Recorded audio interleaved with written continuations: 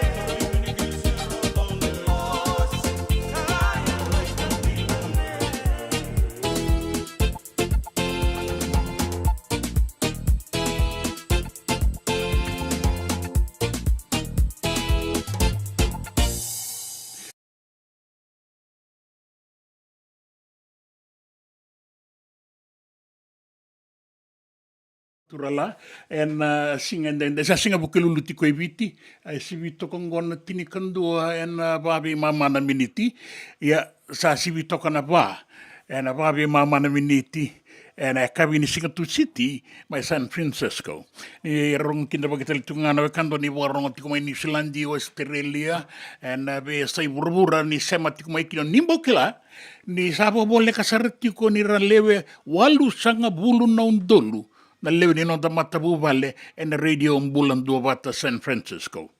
Asantore wili bagai tamera. Ni sa tika buna nonda vingarabi indai e nui takitiku na moani madawa sana tosa da katale na wili ngo ke veira na turanga ke na marama ke muni na daura bona ngone leo ni do warorongo mai na radio Bula Duavata San Francisco. Da bo bina kanira ni sa tika bu ngo ebiti lambu embu tiko ngo suba na nonda bata e na singale bu indai. Da reida manda bako tolo na be ka ndonu menda na warorongo tio kina moni baka maruta ki tawana tiko kina na nomuni ngauna e na sara ke na warorongo e na singale bu indai se na kabi e na bono ni warorongo tiko mai kina ngori mai San Francisco.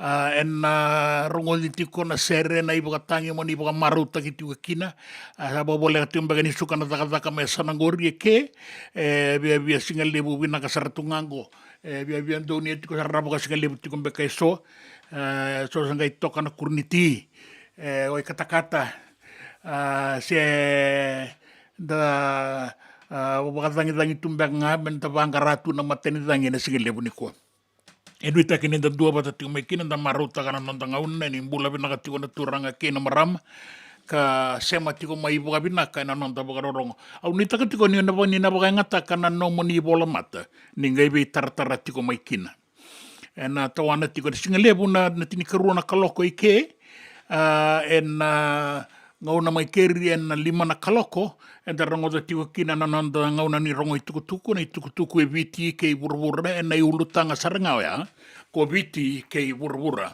tukutuku ni naraki na i tukutuku ni ngito tiko tailanga na i tukutuku mai vanua tani me tawana na ngauna ya e na vea ua taudoko me tika vungo kalakia dhovayani na vitu na kaloko mai keri rua na kaloko e na kabisinga e ke ni singa bukilulu e ke ka singa tusiti tiko mai sanagori e na ngai rongo da tiko kina na i tukutuku e na nonda vanua kene vea sai buruburu na i tukutuku ni ngito kina naraki e na vea ua taudoko me a dhova ni laidhapa na nonda i wasini ngauna ngo.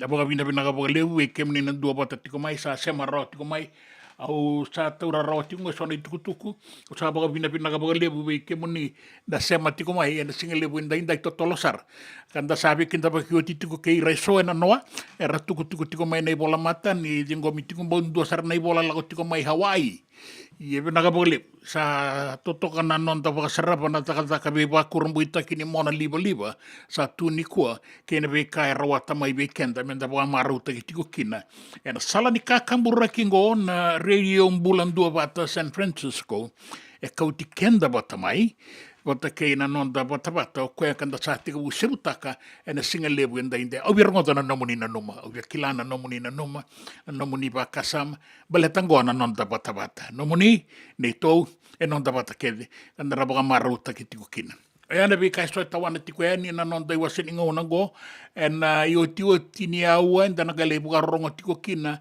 e na i wasini ngauna ni matalo tuna New Methodist tuna gale buka tapara tiko e ni nonda i wasini ngauna go tiko talenga na toso ni ngauna ko enda anda usama tiko maikina enda na buka rongo tali tiko ngakina na loma ni ngauna go e vita na kaina numi me tawana nonda ngauna me roni buka maruta ki kemuni ka baka be kila itaka talintunga na be kaya do tiko ena nomu ni bono ni tiko mai kina ngori mai Amerika se ya sai burbura da boni ndo bata tiko mai kina kaina kena ya do tiko eni ngona non da bono ebiti da baka vina ka kina en singa lebu en dai ni ngai tuku mai o bi rongo da ndo mamuni o bi rongo da nomuni na noma o bi kila na non da bata kaina be kai so en da rawa ni boka soku muna kina o marauta ki kenda e na radio Bula Duavata. Dua ser to alangata endo na mata ser mai wono le mo da kaunrobe na wono ngani ulu inro kavia.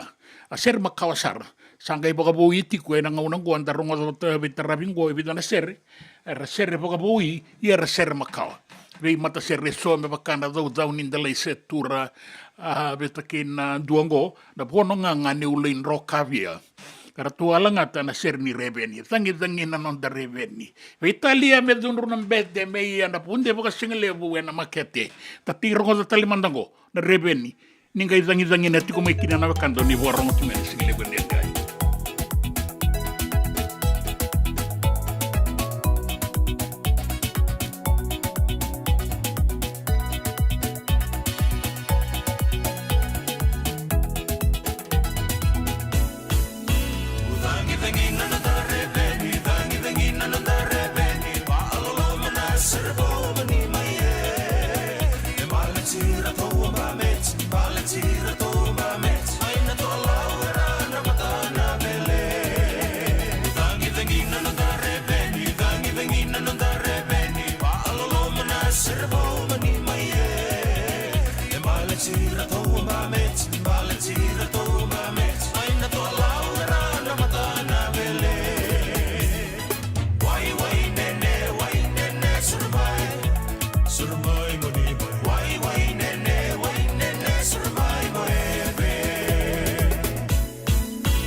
Singatambuera mai ere ere, singatambuera mai ere ere, iena bunde ba singale bona mai.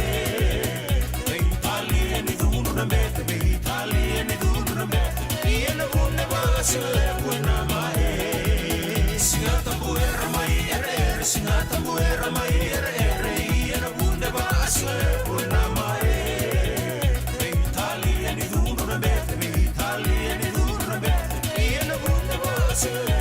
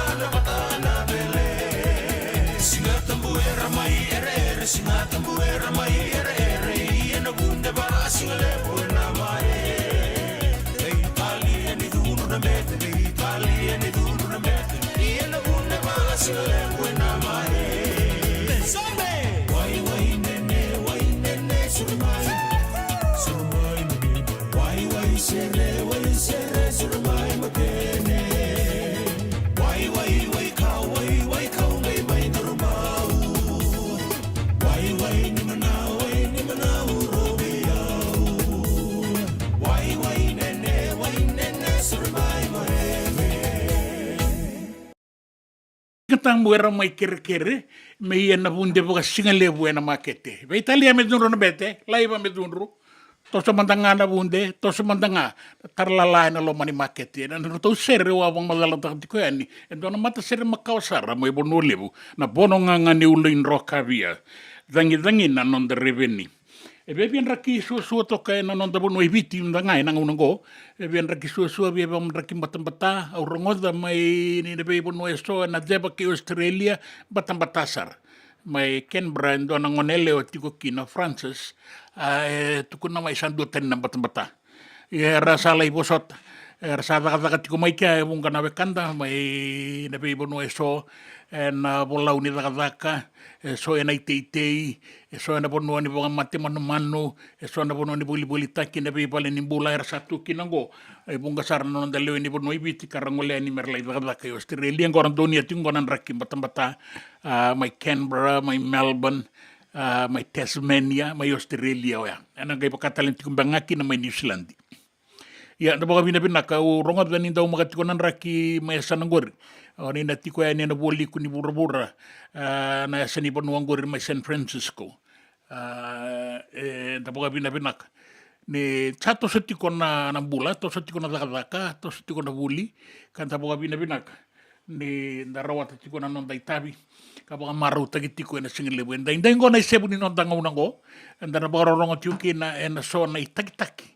membaletikan dai na singile buen dai eviti e kabi me sanangori na boga suka daga bek and then nagai boga rumusinga tiko enikin mai San Francisco and singile buen dai and then Duavata tiko mai kina and radio Bula Duavata e Kauti Keda Vata mai en singalebu en dai en kabi me sanangori ka nuita kemi ni nanda botiko en nda banda boni tawi mate tiko bang ngai bale sitiko me bale ni bula da boga bina kata boga lebu ne wasini ngau ko ni rawan dan dua bata tiko en nikina en boga ro en bata ngona non da bata ke yau non da bata nomoni nogu nonda ka unuita katukin ni narawan ni yaso mai sona no muni tuku sa rede ni sona ya sa tiko binabogaleb on di mai ko mai suba binabogaleb on di mai ke mundo na sa ando bata tiko mai na ngaunango sa taura roti ko nangai bogale sueti ko yani nangai bagatale tiko yani na no mundo tuku na do na ngauna leka maingo ni ta bagarongo tiko kanta sara tale tiko nga era non dai wasini ngaunango ena non da bata ke iau siti veni raturala. So nei tukutuku ni boli, tiandara ngai bakuri atale tiko na nanda toso. Na walebu, na dua tiko mai. E senga dina ni kara rawa na daka waka kekiwa. Ia endona kainda wipu ke kawaka mamanta taka tuna bengaravi, o ia ke tuna kenda tō kakana. Na ika, na dalo, na bisikete, na rewa bata, na sunbells e tinimbulu makau. We kenda tō na senga tiko ni nreiva, se senga ni waka motoka, kanda o Ren no te beto seki, erto satu wakarau na Divine Pacific Food Mart mai Sacramento, merto talaveani na nong ni voliboli. Rawa sara, we tartarangayani na taliboni diwa dua ono toluwa diwa ono saivarua, merto wakarotaka katalada mai na nong ni voliboli, ena kenangona totolo tua. Divine Pacific Food Mart, Viturua Viwawalu Franklin Boulevard, Sacramento, California. Namba di telefoni Viwan Dua Ono, Toluwa Diwa Ono Saivarua. Erto ngarap talangan ikan alai waka sumburi ani nanomu yaya. Mai nanondo to stoa kina nomu mate ni katumba. Nongu chisu nongu badua. Dorongo na vima mani ono kina vitu ene kawni bugululu we kemadawa California. Vima mani rua ene kawi kina tolu ene singalewu ni lotilewu we kemadawa viti. E warotaka na New Methodist Christian Fellowship, USA. Rongode na Radio Bula Duavata, San Francisco, me Kauti, Keda, Vata mai. JJ's Food Shack. E tiku kena kakana boga biti me pakana kokonda. Lobo benga ni ngai kani doitu na bundi na dalo se tapioca. Na kakana boga malangi me pakana steak pakai loka kena coleslaw. Wee! Na kari toa sa wadha badina na kani kana. Kay tiku talangana nondo to specials and lomo ni madawa. Dau tamba na Facebook. Na doi ni tiwa ya na pani mandrai pai kena bungatale. Gore na JJ's Food Shack. Viu Valley mo Billie Jean Street, Santa Rosa, California. Karo talangan rato dili mo yang may Santa Rosa, may yato sarani kina Vato. Giritir to sana kina Vitu Saiba Vitu Tolo Vio Tolo Dundu Limono. JJ's Food Shack, Santa Rosa, California. Nanonda Vata, kay City Veni Raturla. Di posoti au tu ambuararamba. Ano tu sereli una dodau nindela setura ki obi nimbale na mau. Era tu langa tutiko ni lau mai na stopa. Na police band and singalebu indai na nonda ngau nango. Na bata. Pina bolebu na dua bata tiko mai. Na itala no ake na ulu matua. No na kauta na tambani mbua me la kitea. Kina ponua sa tambe mbula kina. E the kauni tambua. Ni wasoti au tu ambuararamba.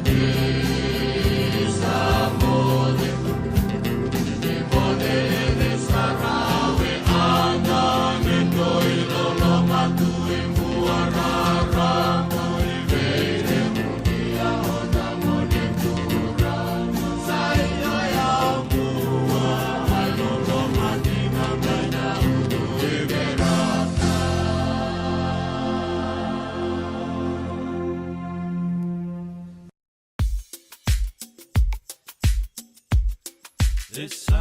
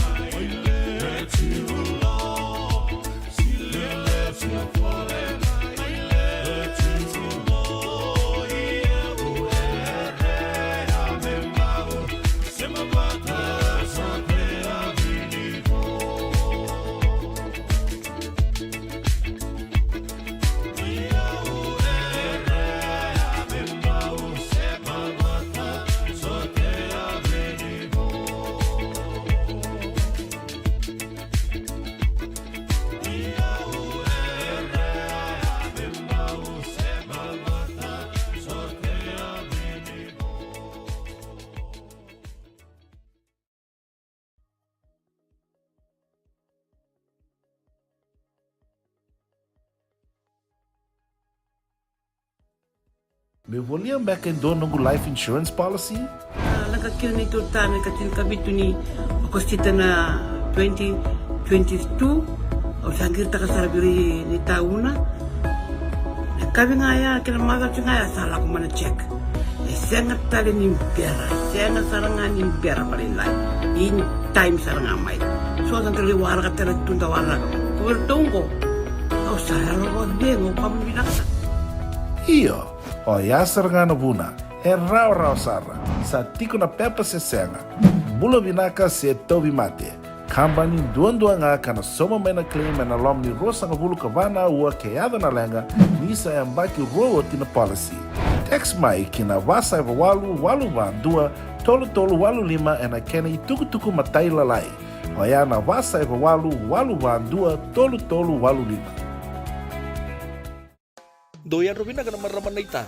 Do samba di ba kusa-kusa iwe? Yandra na ita. Kita sili katalaw manday na Orange Lounge. Maleka. Warasan ba di kata-kata pinagasar tu nga toboy, siyang pambakaw. Ngay way dala tu kinambat. Koe serengan kori, sonong una santa pinakat serengan na kenta kakana. Di na to zoko.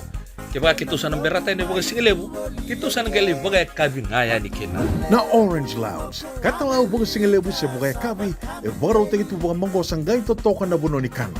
May namenda to with ti, kena baga singalebu siya baga kabi me bakana baga sekera, na sui, ikatabu teke, roro baga lolo, kaya na vida tale. Gira raw mo kila na menu ni singoya, na Orange Lounge, tolo-tolong dua, Orange Street, Santa Rosa. En dua tala na tamari ni Vingarabi ni Divine Group of Companies. Dola mena walna kaloka na mataka, kina walna kaloka anambongi moniti kina singatambo. Na Orange Lounge. Tolo-tolong dua, Orange Street, Santa Rosa. Dendram beka nang wala ni kibal nilo tira buko ni oso pakadadaka. Kendra kita beka na tos ni bula, kuha ni lenga sinu ingaw-gawa. Nana magi mai kina programo waro taki. Mai vera tau na New Methodist Christian Fellowship USA. Nongu chisu, nongu banoa. Rongo na vima manione na kabini buko lulu be Kemando e California. Vima mani dua na singilevu ni lotu levu be Kemando e Viti. And a radio Bula Duavata San Francisco. Me Kauti Keda Vata mai.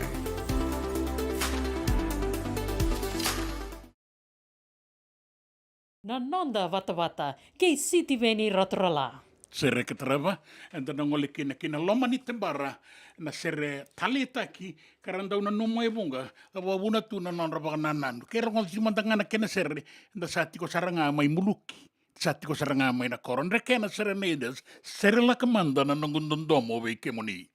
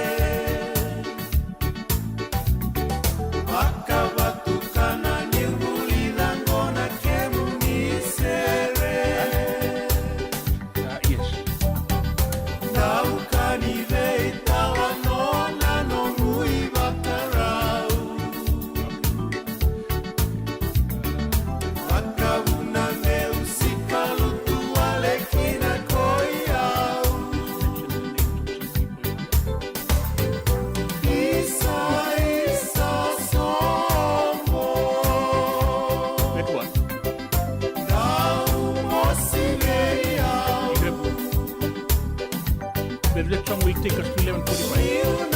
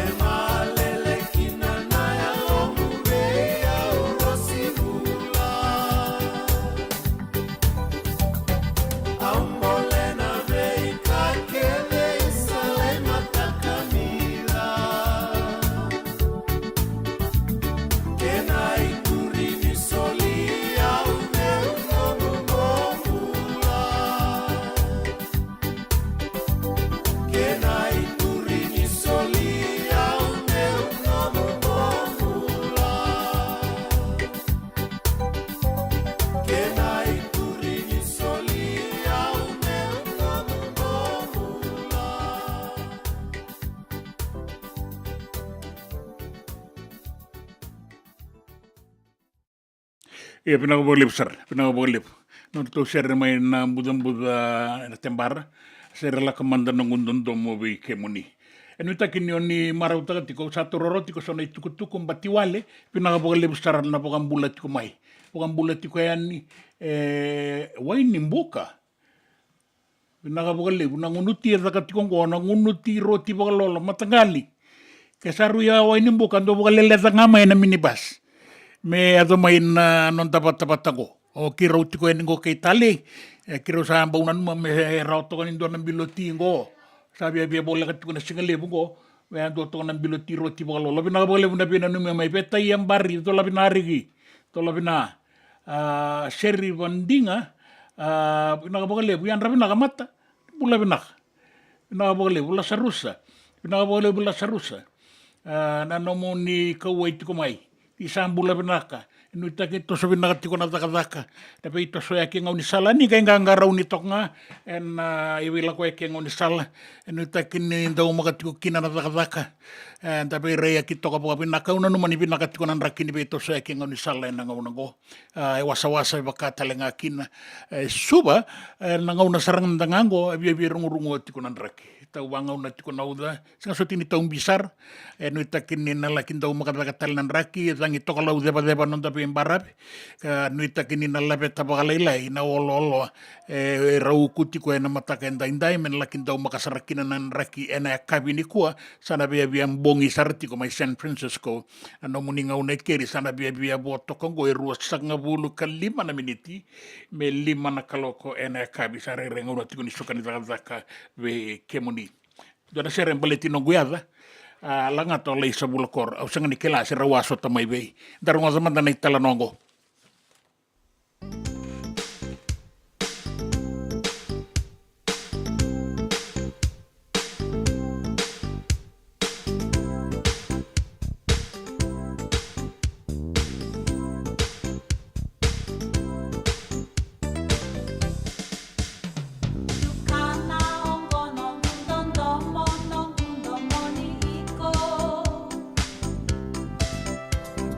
Senga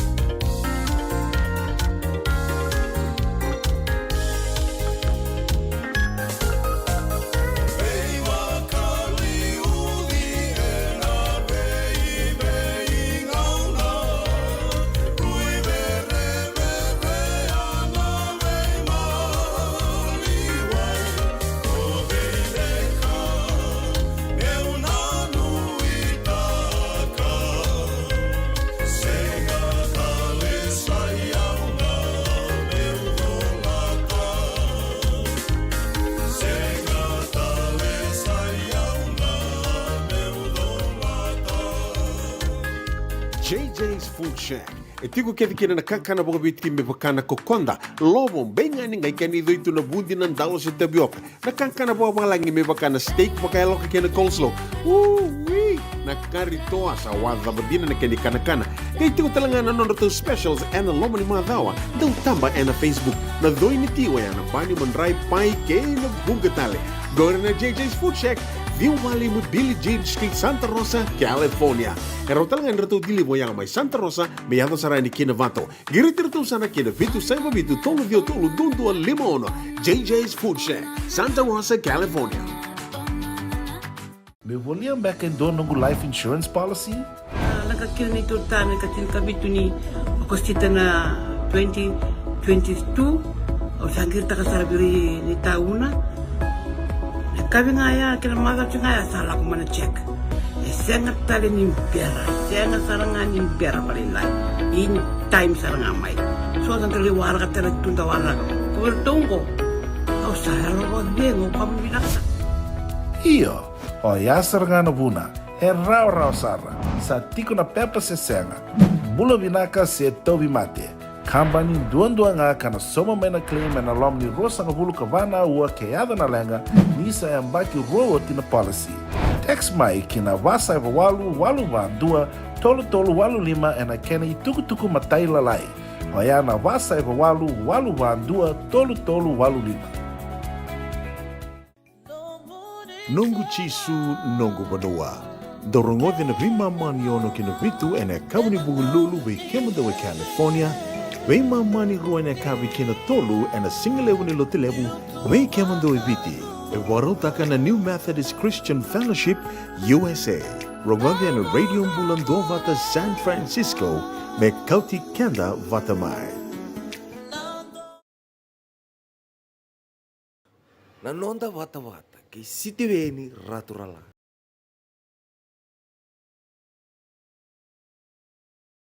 Tuku bina ka lebu na tuku saya do tiko mai en ai bola mata en do nela wala orto ba rong saratingo mai waga mai New South Wales mai Australia bina ka lebu nan do bata tiko mai ke nan do na turangango se marama beka ya na Fox manrai bokis bukan rong saratiko mai Manchester en ngauna sarangango en do bata tiko ani we kemuningo ke kemuni sabza buta otiani bena bolep en do bata tiko mai na taubu na weka en na tola bina na fayexia era san do bata tiko mai na singelebu endai ta boga bina ka bolep ni do bata tiko mai na shebu ni nonda bata ke yau en singelebu endai en do bata tiko mai kina gona no moni bota todo kendo na serra tua selangata makau sarendo na mata ser mai ngau Kito wia langa tendo na nito sere ni bei vange kei tau atamata mai rambe kei tau a pia la kanangana wai ani to isange ai vadu samai lusinga serengo erto langa tatiko wika muni na singele bendai na mata sereani na nonda banua ka ratu undua bata tiko mai ena singele bendai oni bota ike tali tunga kina kando ni sanga indua bata mai ena sebu ni nonda ngauna ena kabini kua mai keri ena singele bendai na ponga mai biti ena ser ni pia la kanangana wai na mudo isdange na ivadu na iromba sama ilusinga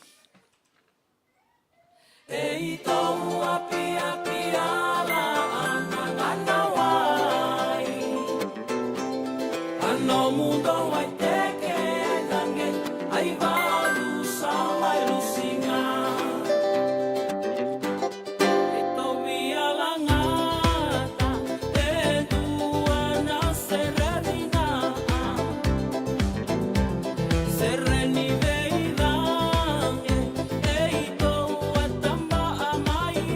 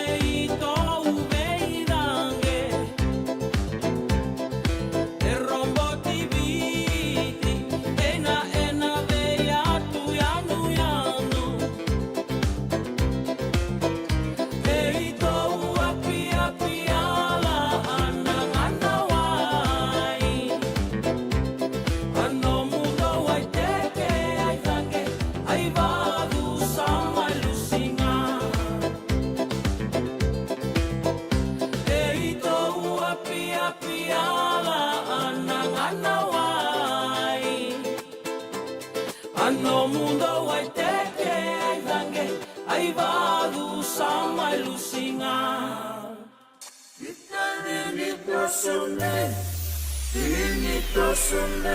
sangalala kabune malala kabune Reci amelen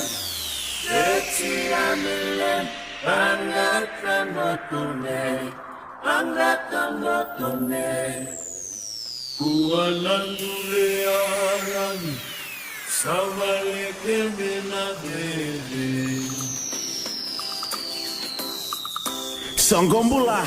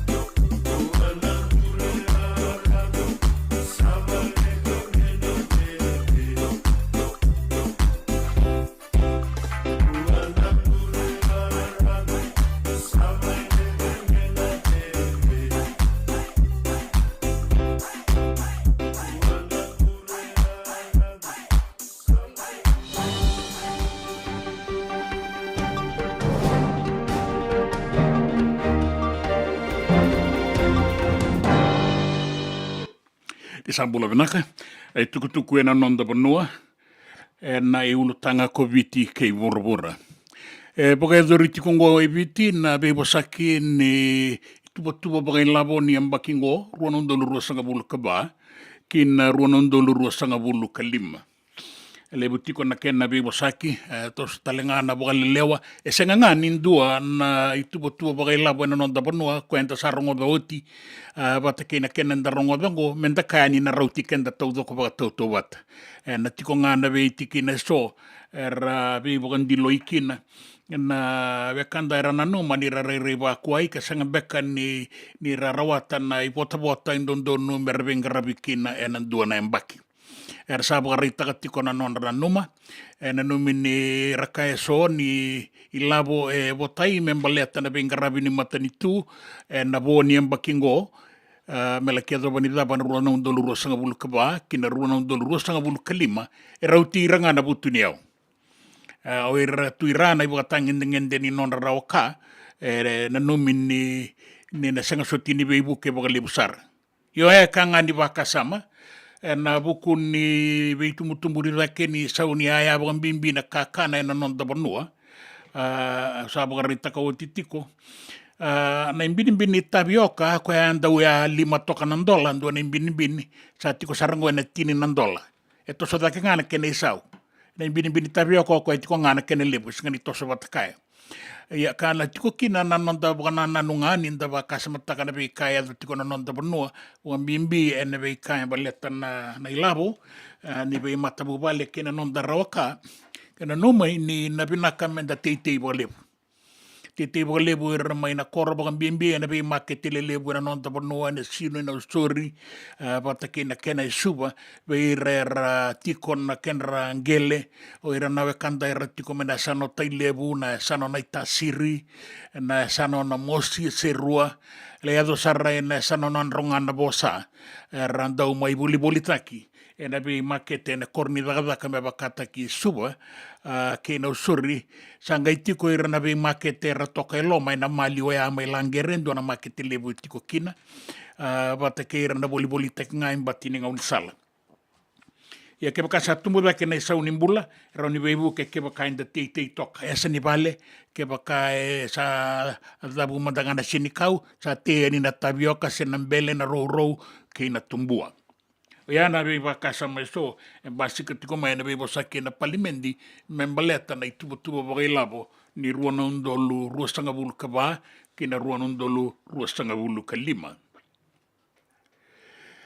era bokarita ka tiko so na leo ni nonda mboselawa sa to so da ke tiko ngana kauai membaleta na indubani se na o ni matenganga ngondo na lengali busanga imbasika tiko ibiti asare reiti ko timbeka ya sanga imbasika boka libu sarana kena bibo saki na ngau ngoni sa kune beira na ngone lalai era tiko ena korni buli ena ibo tangin dengan rana primary sa kune saratiko beira na ngone lalai ngo na wainganga ko era kania ko talenga era bolitak era rawataki na itumbu e bokarete ke mai ni rasa solia talitunga bir na lubendra na wainganga melaki bolitaki ena be bonu eso na numi se sabi bo sakita ki utitu merna bolita kikina ngona matangali wainganga rasati ko na nonda banua kila liu mai na marijuana sa tei boka libu sarati ko na ngauna go liu dau tei ti ko na lomani banua mela itu ya ni boka buni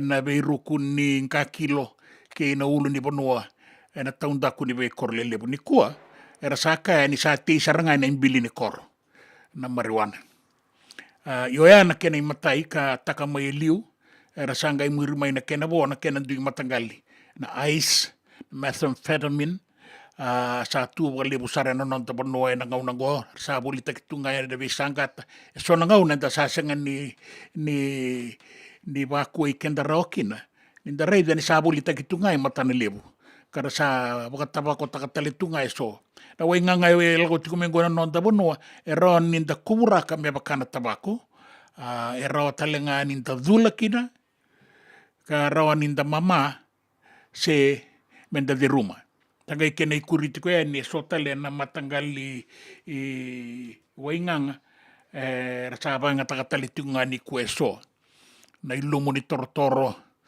sotale na matangali wainganga sabo li takibuga libutiko na nonta banua sabo kanduriki na endua na matambose endua na matabagada kaya dana na Narcotics Bureau endua na Narcotics Bureau me ngaraba na itabi ni non rayan rabi na wekanda erabolitaka na wainganga ni beibo matinitaki kara beibo taya katalenga na nonta banua sabo kabaga tiokina na ubisa na ngaunago kina tukutuku ningito saya doa ni Amerika o semi ranrandra me la Duavata ke irto na do robo le ngito le atini kalima na no da timini viti na Fiji Water Flying Fijians erto sala ki boga boga rau toka maingo i San Diego merto na sota kina timi ngangani New Zealandi na All Blacks erto sala i boga boga rau tiko mai kina kaya tiko mai na do vi boga tabulidio Mick Burns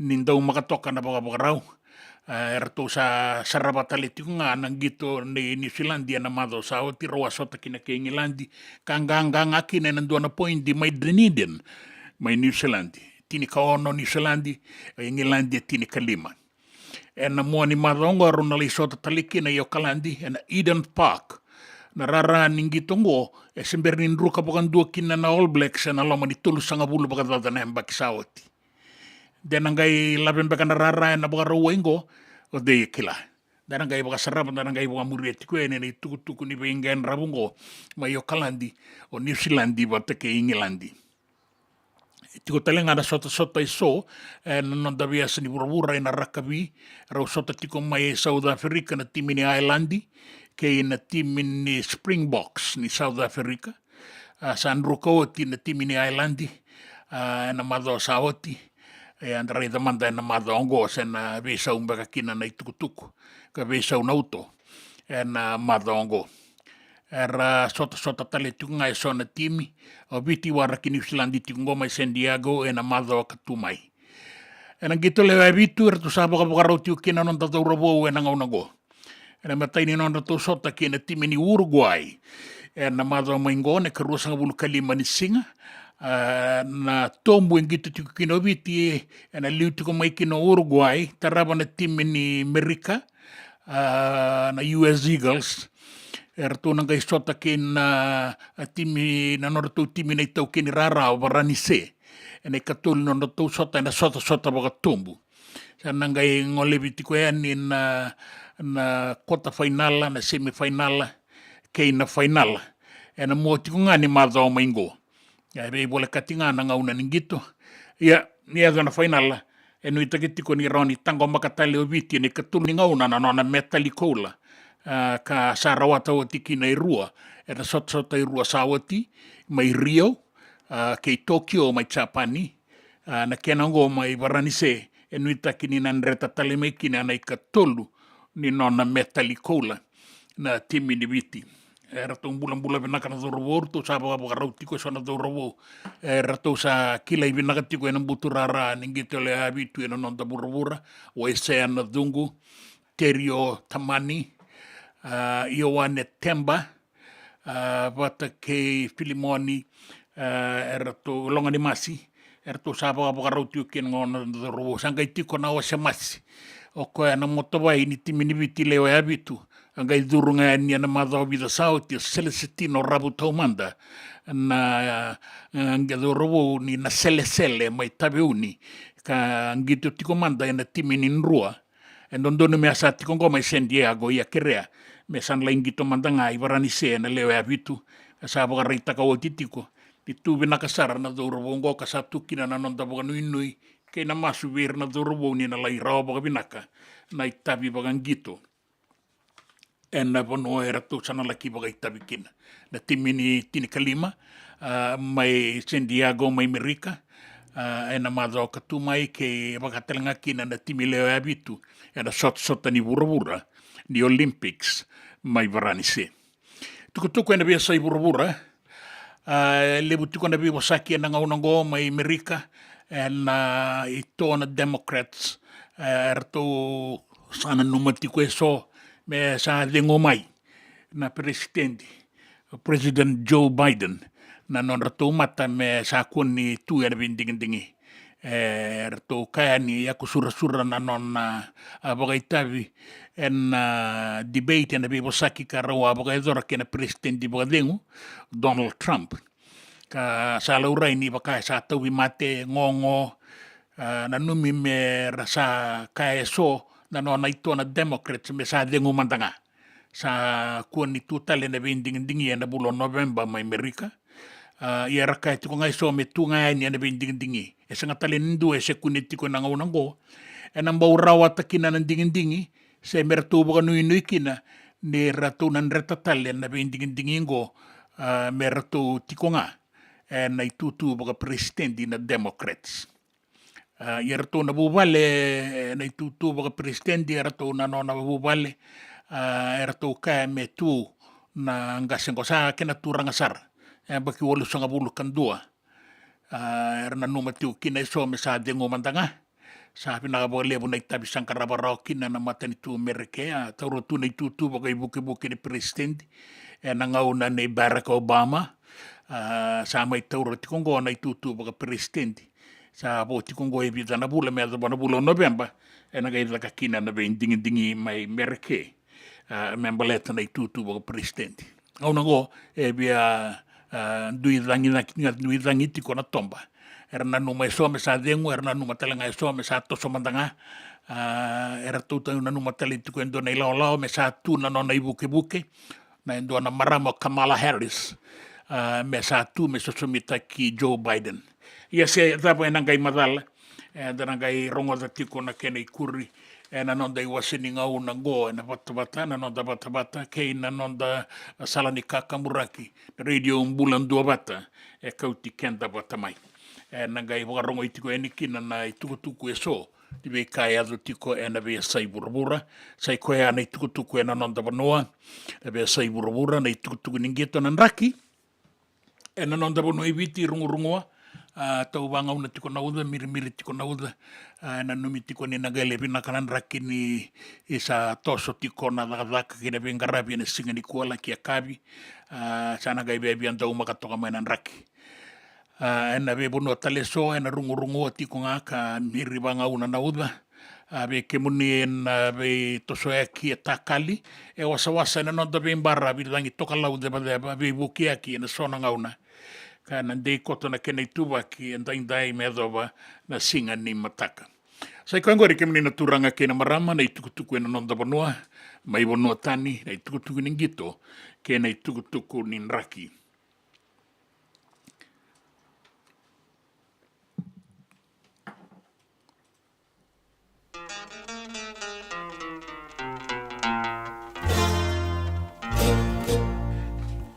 Oh,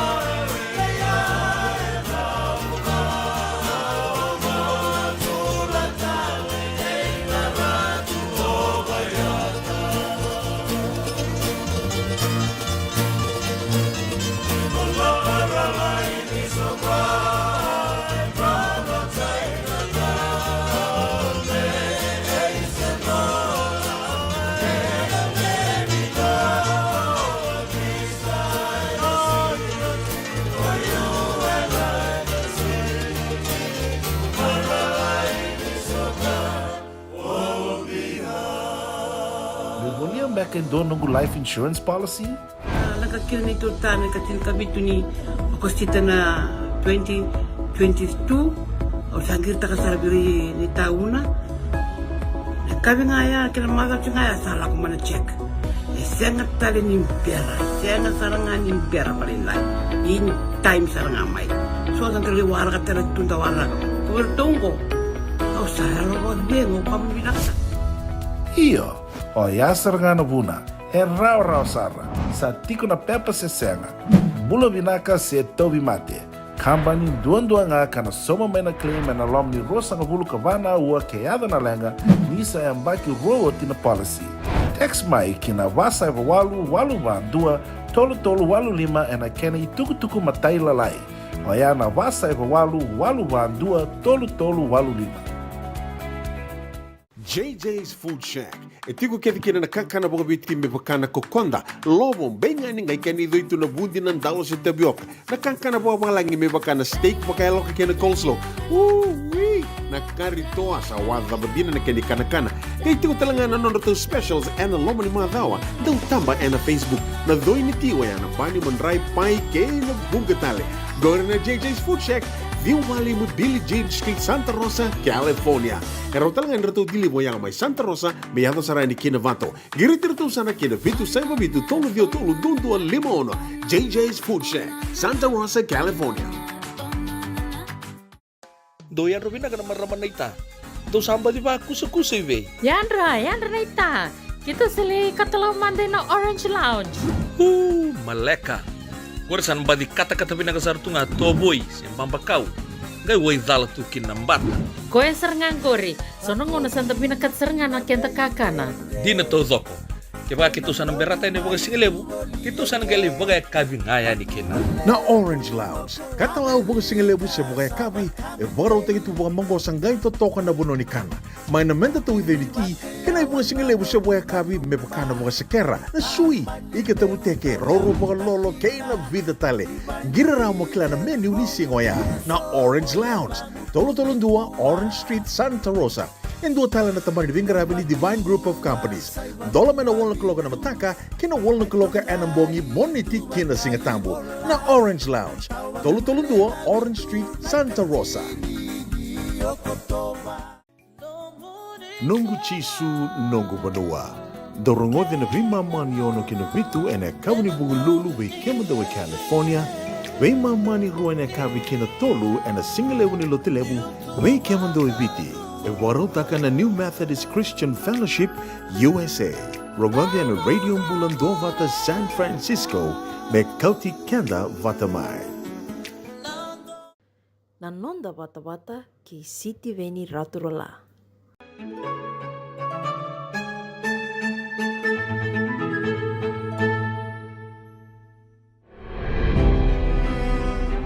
Endina niya nga bagalebu na buli binaka. May arangi kay bagandey nimbula torobake e nangaw ng bolembole e dasado rumatikongo ni kuwa. Iya kaya niya nga nabuku e nalawa. Kay nakila ka e nayalo matua. Au natala nota ka na non raw sa sanga, kaukawa e nandela ni lingalala e ruwa na turang ay talatala. Kay nabuli bagabo. Dona ngauna, roa veliuta ke na loma ni lotu e sele viti ke rotuma e rua na turanga. Mai talatala Tomasi Kanailangi na presidendi. E rawata na nona masters mai na Yale University mai mereke. Ni ai dhabanga na kalasiwa. Ke nai talatala laisia saratambadada. E rawata talengana nona masters. Dina nga. Ni adhabawa lenga na kalasiwalu. Wei wa kurambo itaki se wei.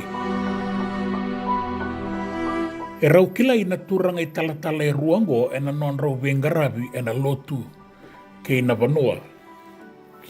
Ka rau velesia ki boliki na eda vea saiviti. Ni embera na non rau ngaila kilesi ki na ulu ni vele utaki. Ni matalotu wa karisto levunduandua na kena i wili na lotu esele. Kaya o Kanailangi, E rau andoni ae ni ndo na ngau nan ren ni vengarabi. A besu na non rau motoka ni sa senga ni sau mirawa. Senga tale tunga na ilapo ni lotu na wali ni bolo liwe suba. Ka tale ngau kana ilangi. Sala kita kaya ni ngai ndau boka sangarawa lenga. E sona bonua me ngande tuki na ina bea kabi me dengu tumandangaki na nona wakasama. Dona singa, e rau sabe itala noto kana turanga i ruango, due kalasiwa kan due kalasiwalu. Rau sabe ka sangara en dona i bure tunde ni labo, me buke na lotu esele. Rau sangay na numa, me satara en dona vale, me ngai rende kina na mata ni tu, me rua sanga bulu na embaki. Rau sabe akasa mataka, ira sa tarapale na beya sana ibiti. Me bagay labotaka na nonang sa sanga kinambulat torabaki. Arong otiko na abay palililebo niya sa naomba. May lautoka kay Nandi. Na sana na mosi. Kandabu kay Rewa ay suba. Na sana tay lebo may nausuri. Karaw na numa, ni rawa talenga ni bagay dorabakaki na naluto. Era utan rembeka se rosaba na banan bisa rembeka nga na pula. E narawa ba katapan isang tunay labo. O tibida na singa, raw sa badibay po sakitali. Raw na nung mami raw sa dambe buwan na bunibola ni kakadlaka baka mata nito. Raw laki baka bubay talano at tumandanga membaleta na non raw sa sanga. Sa tiko rawa isuba yung doon at tikininggele ni Loto. Yese nga nga na ilabo metarakin na bali. E asalaba takira oliva itu isarabere yung doon na baka ilesilesi e nanon raw bali ni bola-bola. Kerto yado yan. Sa wawato ka may nabuni bola tunde yo ana rechale. Yung doon na turangan ni Nukuni may ono ilaw. Tala-tala to masi kanailangi e bagawati ki ono may kandaw. Ya, ora tambadada e bagawati ki ono may law. Sa to kaya indua na isema bagabanua me bagada ngauro kinanon ratubi talanoa. Tarosaro kanailangi e bagaybi e rawan itaray suba indua na vale me neiviti me bakata kira na beya sana ya ratungo, magay rende taka na mata nito, me ruwas sa nga bulo na yung baki. Au kaya me bali na ibiti baleta, me nona na lotu esele. Kesa nona na lotu esele, sana na ibiti. So me may na nona taro ka baka, e tando a meda enre. Kaya talo na italatala, o sabi na kamay be kiraw. Kiraw siya nga wala nga ni turang may na nirobonua. Kiraw ka na tuy talaga. O yaw na tuy ono may kandabo. O buni bola lebo na tuy may ono ilaw. Arto may binden rabakian. Sa lakati ko na baka malumuwa ka ni kao. So matalemay. O buni bola tunde kakaya au sa kaya oti tanda meda enre. Sa ganin bera at kuni sarani be libay at tumbera may endo na kamo nang eratuwa sa bagarauta katiguani. Taro may buni bola tunde wa kamo nang anita bago. Sa umayan yo kanailangi unggo na indola ni musum. Sama ni bagan dono nanganganing luto. Rawatan bayan ni kina na presidente kay nabuni bola lebu ni Lotu esele.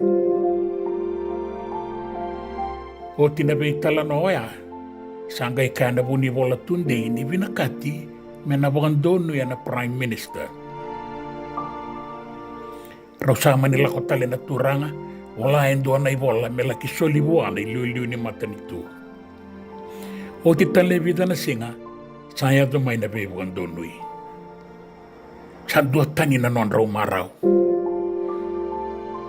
Sanggay po na kinailaw. Sa wakandoni ana matanitu me na tawana na vale ka saumana kena rende e na loma ni rua sanga vulu na embaki. Rawe bo sakitale na turanga. Se na kune mai vei na ilavo.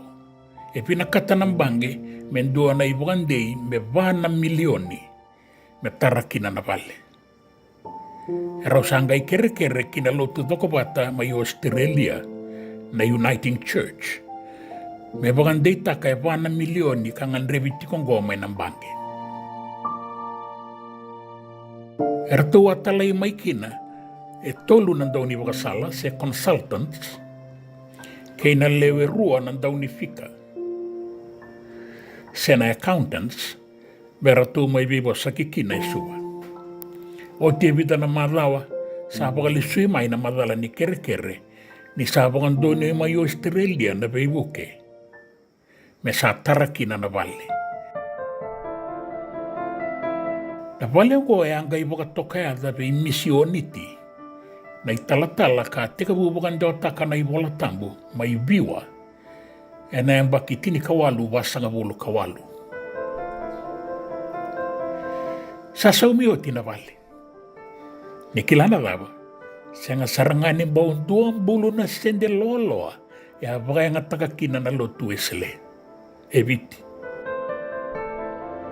Endi na ni rosaya li ruo na turanga e rawasa sangataka na kenatara. O na italatala Thomas kana ilangi na presidenti, ke na italatala la siasara tambadada na vuni volle bukanga i presidenti talengai muri. Enta kila ni wakarau tunde ni lotu. Ne wakararabitu ngai na non rasolika na ibaba koso.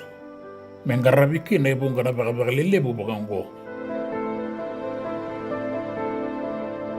Yana John Hunt House e rasenga ni tau kina na leo ni lotu.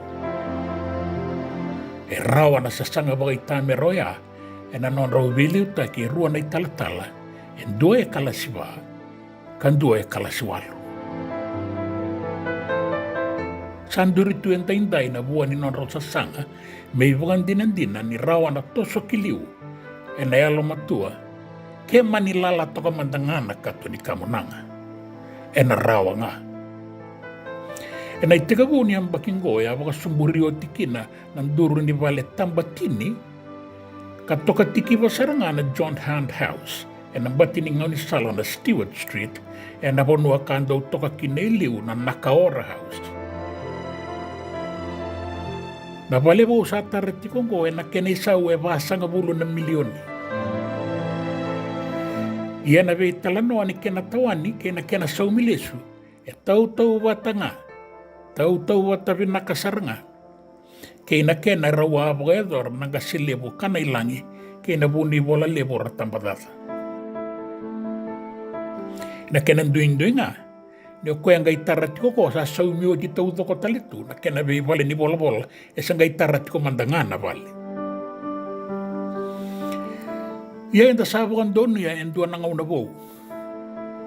Karsangarapa na be boka toro takataki na loma ni lotu ira na kena ibaba koso e rakenan tau e na takataka baka ilabo. O kilanya liu takatiko na matambo senggoy ng dua nanga una na Prime Minister baka dengu sayali o Laisenia Ngarase.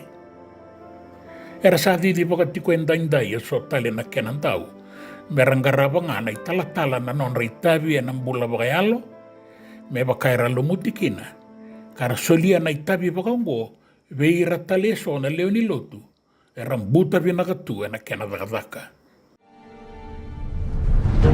Au daw marau ni rongoda na italanoa ke moay na se. Na koro ni buli teitei, may na gusto. Saliu takatiko e nangaw-nango, o uraria wa imbuta. E dua na turanga e kila iba ka mata ni tu e na tambane ni teitei. Kasabi sa usara baka lip. Ay tuba kini korongo kina iba ka raw ni kena didibaki. May nabele reaki kina matata kay nabuli torodake mera rawa koroi na nantangon ng baleta. Ira sati ko na kenang daw. Sati ko talengana yaya ni buli kay nadakadaka. Iyaw na luto. Endarongoda na toso e nanonda koro na tikina kina sana. Na sole baki kina yavala tinia umbula. Nang gele. kena ngoli-ngoli. Au tala no takirau e rua na turanga, senga ni baleta na buli benaka, na buku sena ilabu. Au nangai tala no takatalanga ng bula ni sasanga na nai talatalang kase bagadengo. So sate ki koroi, na bua viri ni lotu e sele, kina no na lesu kinangele, membula kina. Kero awe tala no e na no na itiko-tiko mai mavana, e vanuang balabu e na tisemba ni ambaki ruana undolu katulu. Ongori na tosa ni ngauna, e na nangai rongo tatale na kena itukutuku e na ngauna kataraba. Namaka, waraka, ni samove.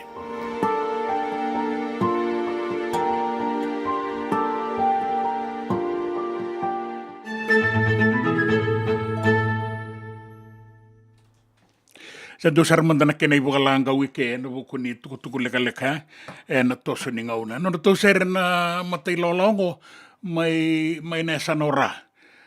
Na serengo wa katona mai nandua na ngauna nandua na soli adakatiko non rato kumuni labo na sana baka turang ora. Dagakina nandua na kena sole bu baka tamera. Kawa katona longa era tu alanga seritiko nandua na baka tunlo era tu senikila ni undambitiko na baka tunlo kataraba. Au mani ndo labatiko kena baka maluan misin ni katokato ni kakato ni kina na serengo. Na lututu ni dau liwa tau nangarau misinari sana bosa ni au ay rangonin daw sa igo. Beulau ko yaw de may sema wala nagubuna bal iya. Na dau mea nimba ini wa ilebo ba. Eliwabi na dangin kay momosi na kaengo me uramu lili agi me udengu. Erto lang ata na kale ni buni ongolo.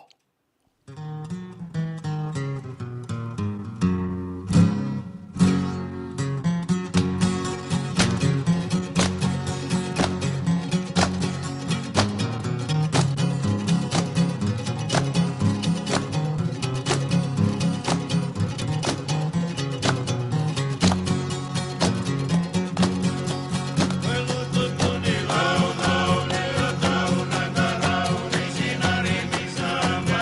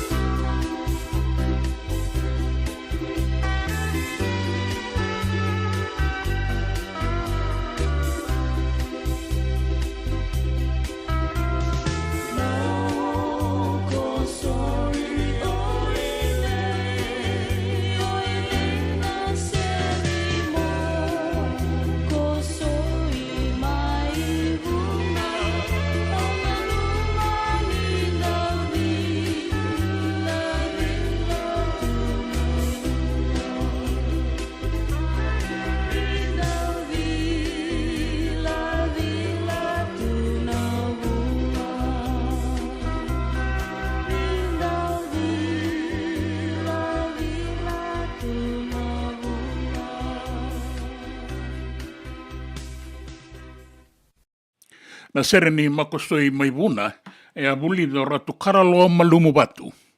Ka bunga sare rasalangata, tese mudu na bitu e sotale na mata sere, na sere kile ile buanda langata tunga, e na bei bonua e na tukina e na sole bukin e na songo baga bonua. Ni sema tiko mai e na singale buenda indai, e na radio Bula Duavata e San Francisco, na no de wasa ni ngau nango, mai keri e na bana kaloko e na gale kitapa kina bitu, e biti, kina bei bonua volekata e na gale kitapa e ani e na rua na kaloko.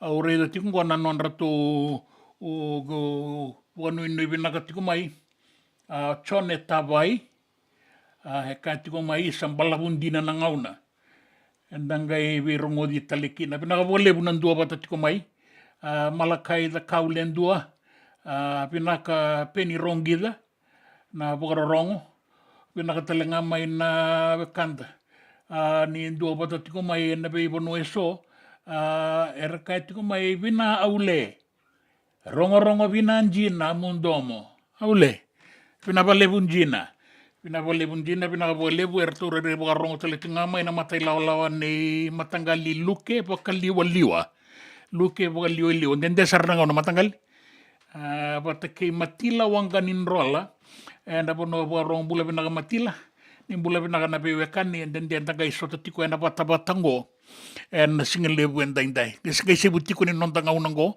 and then benga rabitiko en lomani ibe singa taleni madongo me mandana bagarumbu kana muninga una me San Francisco en bagarowa ina ngauna ibiti and then benga rabitiko en kina na be singa be tarabi and then donuya na bagavina binagatiko be Ricardo and Swire Shipping my lotok vinagabole buna vina numitiko mai ke irana vekanda era dua bata tiko mai wadalono ti angweta vinagabole bundu na borongo no mena singale buniko na alendanga una ibiti vinagabole buna bino mino mai ke muni na vekanda ni dua bata tiko mai en biasa ibiti en biasa ibura oni aro ka denu sapa o numa ni usata buto tiani entone kanta bogarongo saratiko mai waga my New South Wales, my Australia, and singale wenda indai. And aboga bina katiko no junior tuizi kombia. Bula binaka, zola bina junior tuizi kombia. Ni boga rongo tiko maikina and singale wenda indai kira to na nona ilawa. Raboga bina katali tunga mai and bukun ni leweni non dai wasininga unongo. Me da besa mati tiko kina so na tuku leka na tuku ena non da banua walesi bula bina ka walesi ngau na bo na bogale bagayandra tiko mai era so veke dana bati ko dana be bagayandra taki tiko mai bakana matakale le baleta na duin ngau na enda tiko kina salutu tiko na kabingo mai San Francisco sana bia bo tongo tini kawalum bia kana miniti tini kabitu na miniti me ona na kaloko na nomuni ngau na mai keri e viti sabo tongo tini kabitu na miniti men dua na kaloko ni na noma ena tini karua na kaloko enda na lisu botalikina na itukutuku ena nonda banua na itukutuku mai banua tani na itukutuku ningito ke na itukutuku ninraki ena iulutanga ko viti ke bura era bagarongo tiko mai so na vekanda ina singale buenda inda duangan na sani korongo isubago era dua bata tiko mai bakuru buita kio tiko na lebu ni bagarongo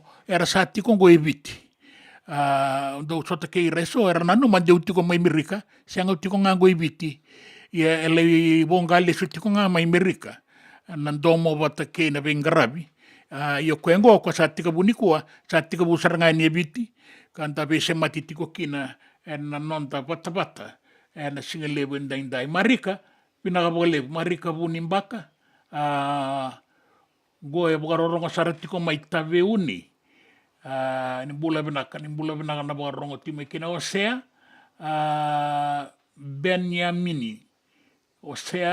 Benyamin ni bula binaka na gueaka Burusan bula baka na buni sa lele na bula lele na gatua ni masetiwa na zabanizangi na pono ngau ni bogarongo tiko mai kina tiko ibiti tiko mai bono tani sa chege chiko no murulanga chena yaba Ia pina kapaka levu nan dua wata tiko mai singa levu en daindai.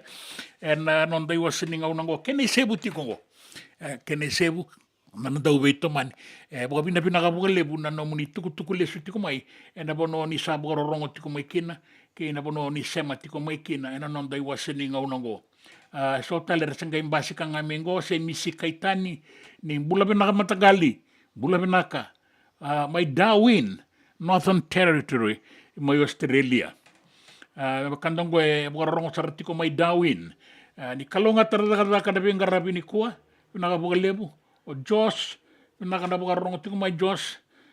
Nuita kintau makatiko na dakadak. Wa pinaka tiko ni na nomoni ngau nomoni rongo ni buka maru takitiko kinan tapi bukan bula takitiko. Ka dua bata tiko kinan non dai wasi ngau na. En singa lebu en daindai. En non da Vata. Kei City Bendi raturala. JJ's Food Shack. E tiku kevi kina na kakana boka biti me bakana kokonda. Lobo benga ni ngai kani doitu na bundi nan dalo sa tabioka. Na kakana boka malangi me bakana steak baka eloka kena coleslaw. Wee! Na karitoa sa wadha badina na kani kana. Kaya tiku talanga na nono specials and lomo ni mga dawa. Daw tamba na Facebook. Na doi ni tiwa ya na bani manray pai kaya na bungatale. Go na JJ's Food Shack. Viu Valley mo Billy Jane Street, Santa Rosa, California. Karo talagang rato dili mo yang may Santa Rosa, may ato saray ni Kinavato. Giritirto sana kina Vitu Saiba Vitu Tolo Dio Tolo Dundu Limono.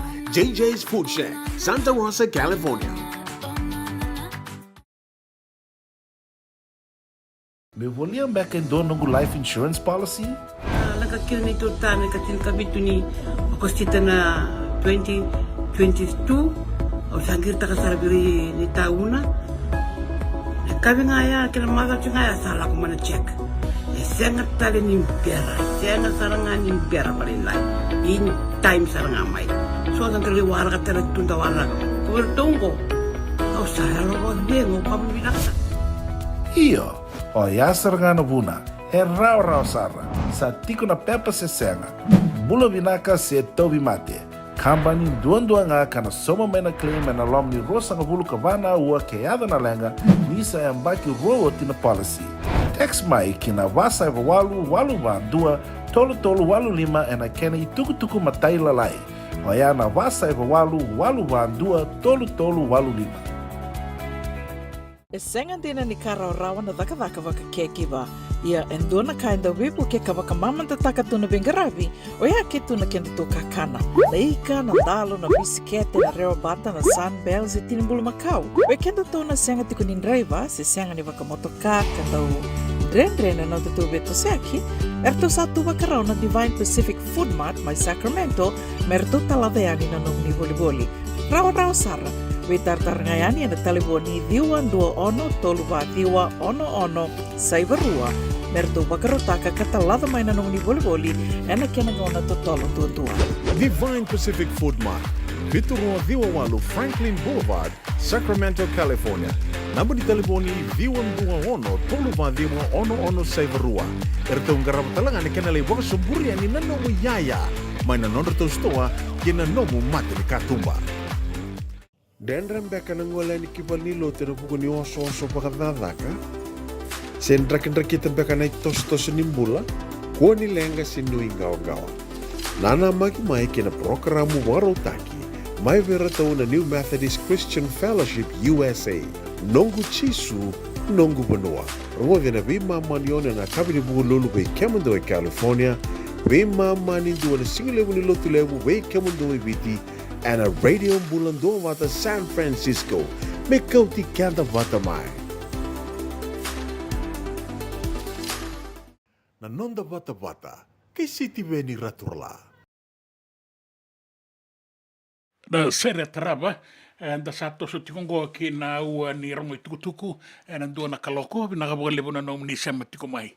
Tangi ya manu ena vei ulu watu, o isale gona sere nei noa dangi tuibo ni kila indora turanga ni obisa sapa ka tengo o kisoko dangi tuibo turanga ni di kombia na tamana go ambulia na serengo na tangi ni manu e ambulia ambale tangan nona dau bogarorongo tu mai na koro na bogarongo tu na nona tangi na manu ena be ulu batu ona masi, na ulo ni bonua ona masi, e toka bole kata na nona koro mai di kombia, aga imbulia kina na serengo.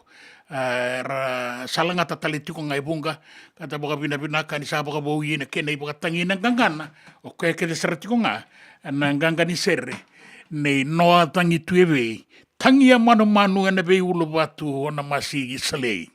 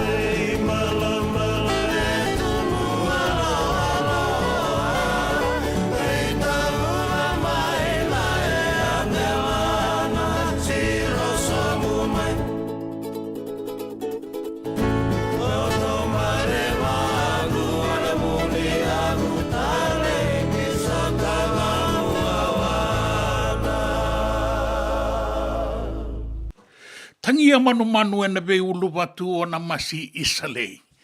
Na nona tau serengo na ndomoni kukuru. Ora tu halanga tatalenga na serem baleta na reo riva ke ne kawakawa toka kina. Diwa na duangu au tu boli kina u wakalatia na wai na reo riva. Io ena nona sere so. Ata sabaga vui ati ko menta maro taka tiwa kina nanonda sota, kei nanonda sema, kei na radio Bula Duavata e na singalevu e ndaindai. E dua na kanda e wakanu ini vina kasara tingogo mai Abu Dhabi. Mai Abu Dhabi. Era tu tiko telengango e so na kanda no Bula vinaka na wakarongo tiko maingoa ape ni Sara Kanave. Maria Solomona, ke matangali mai Kelly Randua. Au sanga ni kilana puna ratu warongo tikina ndo na sangkata isuba nde ndo mbagana ibo singa lebu se kokonta ina singa lebu ni ko isuba do Bula vinaka. Ta bonu ni vinaka teletunga be Madeline Soda warongo tiko mai I se ka tiko mai I sa sandende dangai rongo ta talendo na do mo salko teleme ni bulungo da boga bina vinaka nindaron ni sota tiko en salanika kambura kingo Kauti tiko mai na boga nananu na nonta vanua vinaka kwa serangana kaina numiti kongo rinda sa rongoda tiko e sona sere makawa boga boi me Kauti tiko mai na boga nananu kibiti ke nandela niabu sa boga Bula tiko e ni Abu Dhabi be vile kesa vinaka boga lebu na Duavata tiko mai do na wakanda tiko ngo e sara tiko mai California mai Merke ni Bula vinaka ni na numiti ko en o Madeline Soda e rongo saratingo mai California e Pineri Dali Tuidama e rongo tiko eni mai Edney Road e Rewanga ngonga Rewanga go suba bina ka lebu e rongo tiko mai Rewanga o Billy Kesta Shelley Galuma bina ka lebu na Bula tiko eni na singa lebu ndai na Kumbulau District School mai Mbua una numa na ndo ngau nango na ga tangita keni ndo na ser mai na Korobo na ser ni Ilaikuli mai na Korobo na mata ser na Rubebula na mata ser mai na Korobo mai Kumbulau Mbua inga re ga rongo re bironga abaga rongo iko na singa lebu ni kuwa pina ka lebu ndo bata mai pina ka lebu na sema mai sa to sono ndo be kanu nikila ni sa bola kasar ni walu sanga bulu na undolu na lewe ni bonua e na non da buwale en da rongo kina radio Bula Duavata sakua so na veda vilaki me Kauti kanda eni kina duana kaloko na ngauna ni rongo itukutuku katarawa.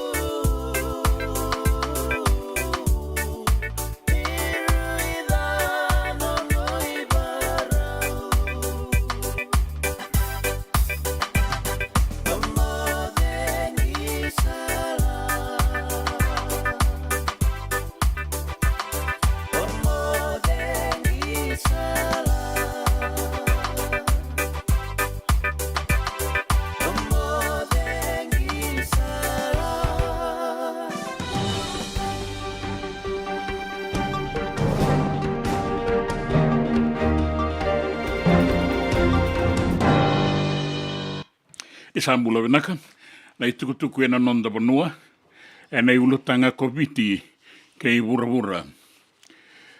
Sa ado tiko na ngaunango na viwasaki e na mosalawa e na palimendi e viti, na kena vandiuthi, na ituwa pakai labo, ni matanitu, membaleta na vuoni ambakingo, ruonondo lurua sanga vulu kapa, kei na mataini bei mama ni ambaki katumai ruonondo lurua sanga vulu kalima.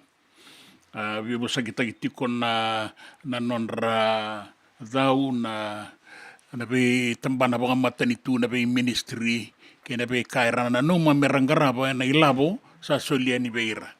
Senganindua na ngauna, menda mamau ka marau takatau dhoko kina na ituwa baka ilabo, na bei ambaki sauti me dhawango. Rongo da tiko na bei talanoa, na bei wasaki, na bei sabosa, ia elebu na baka tutu. Elebu tiko na kena bei talanoa, ia na iwili ni labo leila itoka ngai. Koe ngai enda na bei wasei toka kina ka enda na Vata, me sangai me sotabi kete kina na nonda ngangandre. Da boka vina tiko e na bei ka enda rongoda, ke ira na wekanda era Duavata tiko mai, nonra na numa. Boka yazong bosi tiko e soana isongo na taunda kuni matanitu na NGOs, membaleta na ituwa boka ilapo. Se bera tiko ya, ayado talitunga na bibosaki membaleta na nonra sabakan donu ya na leo ni palimendi, me sa tumbu na kenra isau. O iranga era boka tura mai, o ira talenga era tokona, o ira talenga era boka donu ya. Gai muri na be mata isongo ni tamata daka tale so me pakana isongo ni tamata daka be tambana baka mata ni tu wili kina na isongo ni ngasini buli on na India ka songo ni ngasini buli taukei era baka ndilo ya na kai daka na mata ni tu era kai so sembera manda ni lako ibinona bingara bimendua na kai angasara se daka ele butiko ngana be sureti na bagayado songo na dolabi ni vale na dolabi ni ngauni sala ia senga ni baka tukana sar menta raita na mawe ni non radaka ka sala ki kerea ka sa bagan donu ya me sa te tumbu manda na ken raisau matanitu sa tiko na ngaunango era matanitu doko Vata e veli utakitiko era tau sala ki Duavata e nikina kei na Prime Minister e lewe diwa na lewe ni songo e liu ni Fiji First. Ni kila ni sama imboko na Fiji First. Era tau le rua sanga vulkao na nanda mata na palimendi era tua tuma i na songo boka politika ngo i na sama imboko era sa tuwa katakira. E nandua na rai e ndau makatoko ya.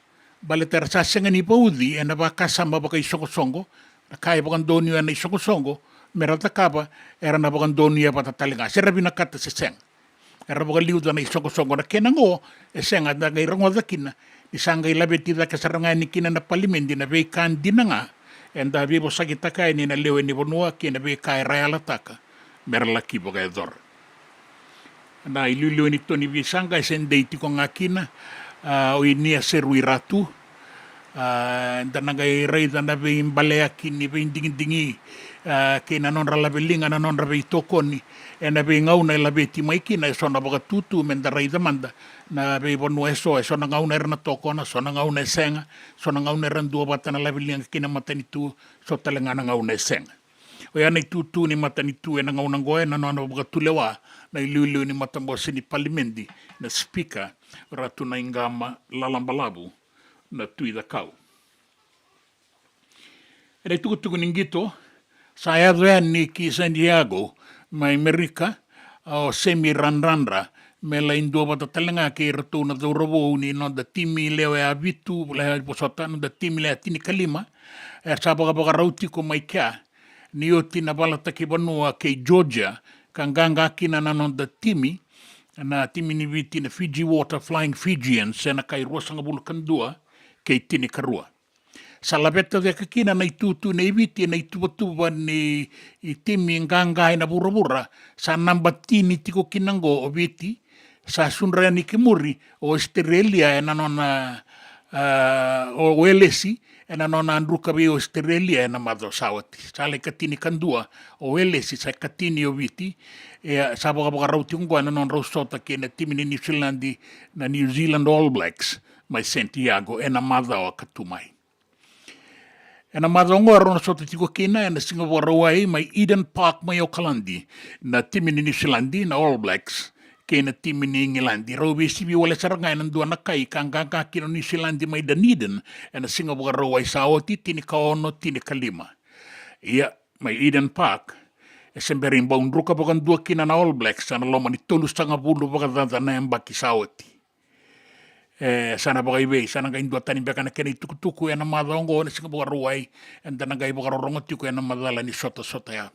Na sota tali so e na bura tiku kina go mai South Africa na timini Islandi kara ngito abo kita le tiku nga mai kia sa o tini matai ni balata ke bonua nganga kina na Springboks mai South Africa kara sa bei to so e kina go e na non rei tutu na bei timi lelebu e na non da bura liu tiko nga na Springboks taraba tiko nga ni o Islandi sana bole katiko e sareningo na timi ni New Zealand na All Blacks ka ngai taraba tiko mai o Ingilandi ke paranise ke na bei timi lelebu tale so sana bawalu o Australia e na non nganga be welesi e na madawa saoti ke paranise era sa baka rau tiko na non da robo reto sa baka rau baka vina ka sarat ngango na matai ni sota e na mata o katuma e na timileo e bitu ni piti kana laki sanga me kobe atale mai na katolu ni nona metali koula e na sota ni Olympics na gitole e bitu mai barani se era una sota iliu ke na timi ni Uruguay na ngai tarawe na sota ke na timi ni Merke kane katolu ni sota ke rato ni tau ke ni rara na timi ni barani se ni otio ya sangai madala nandu iwano e rangolekina na be timi e so ke na be kai rarawata e na sota wakatombu na ngole ani na kota finala na semi finala ke na finala kona finala e na nui takatiu kina ina radunan reta tale mai na nonda daurowo na katolo ni metali koula ni timi ni biti na Olympics e rato tiko kina e so e rato baka rau tiko mai kinango mai barani se o se na dungu Filimoni Longani Masi Ioane Temba, Vata ke Terio Tamani, tiko enikina na motowai ni timinin rua, Celestino rabu taumanda. Kanu itakini laki toso binagana nonang gito mai kia, merato unreta rau mai kina na ndodorubu. Na metaliko la sanu itakina nonda banu ino binaka, kina nonda masu, e na sota ngoa ni Olympics mai varani se. Ko ia nei tukutuku e na nonda banua nei tukutuku ningito mai banua tani wakareita ki tiko mai ne ratou se veivo saki tiko ngā na matai laola o veli uta ki na Democrats mai Amerika se me sa dengu toka manta wakawawa na presidente Joe Biden baleta ni na numeso ni sa senga ni rawata wakawinaka na nona itabi sa wakae ata sa ngui leva sa malumunga mai baleten sa ambaki walu sanga vulkan dua me sa dengu ke baka ratu na binakata me ratu rawata tale na beliuta ki na lomani vana ambaki katuma i me tika bu na binding ni bulo November e na ambaki ngango ia kai tukunga presidente senga au na tutale au na rawata na beliuta ki ia ke baka endua na baka hitiki te au na itutungo na kalondu ndua nga mai dake sai koe na yoti tili tukutuku e na nonda banua ke ina bea sai vura. I tukutuku ni raki,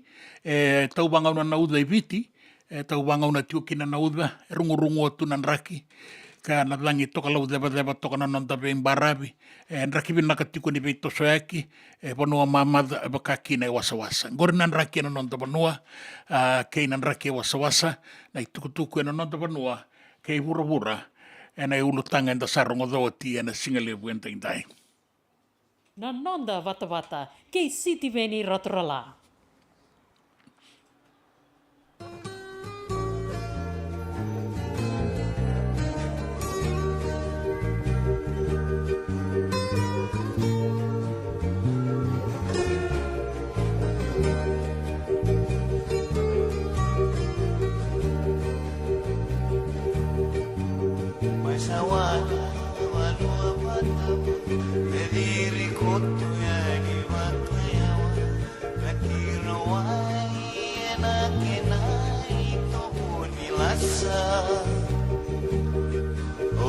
Kalutu ena totomo Piuti loma tuna ena mata Donguna numa mewa saini mati Sekani rawa Oya wea wakalo loma Nonguno domo kere sabora Tuturomo koto ena toma kaloma loma Asaraki lesu kina tewa Kitomo kabu mai batu roma Nandina ulu apa suti ko ngamu mau di ngoma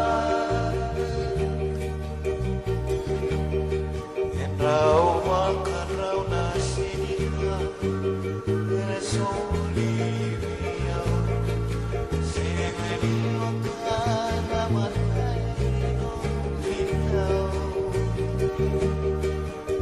Sabakana o maina Semewa wale puninani Sama kau kani riau Au kania ena besiga Tukarana waile ini matagu Isawanga meu baba kananadu Kendaru asiku angani sota Dodomo dala makaya dora Nunggu tangani nau Nunggu kele koma ibu loka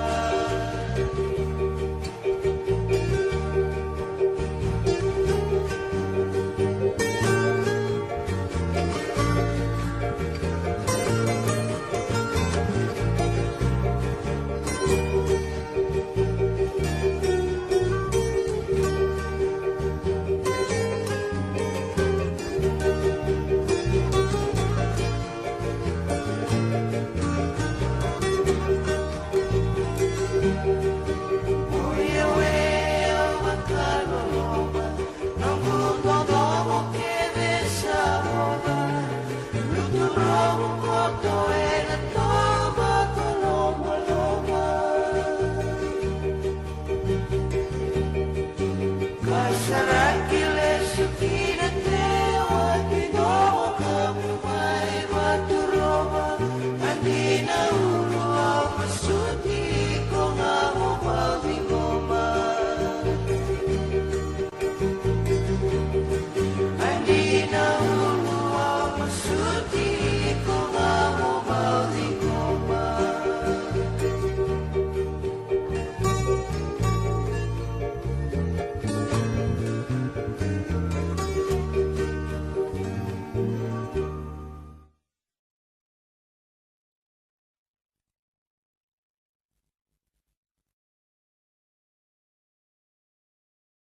JJ's Food Shack.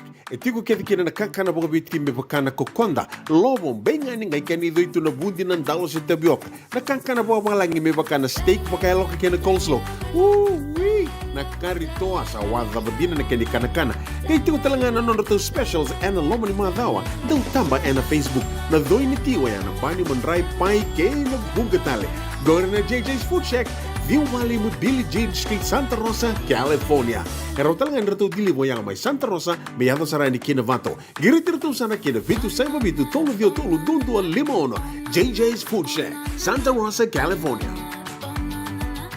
Me volia back in dono ng life insurance policy? Nakakil ni Turtana katil kabitu ni Okostita na 2022 o sangir takasarabiri ni tauna.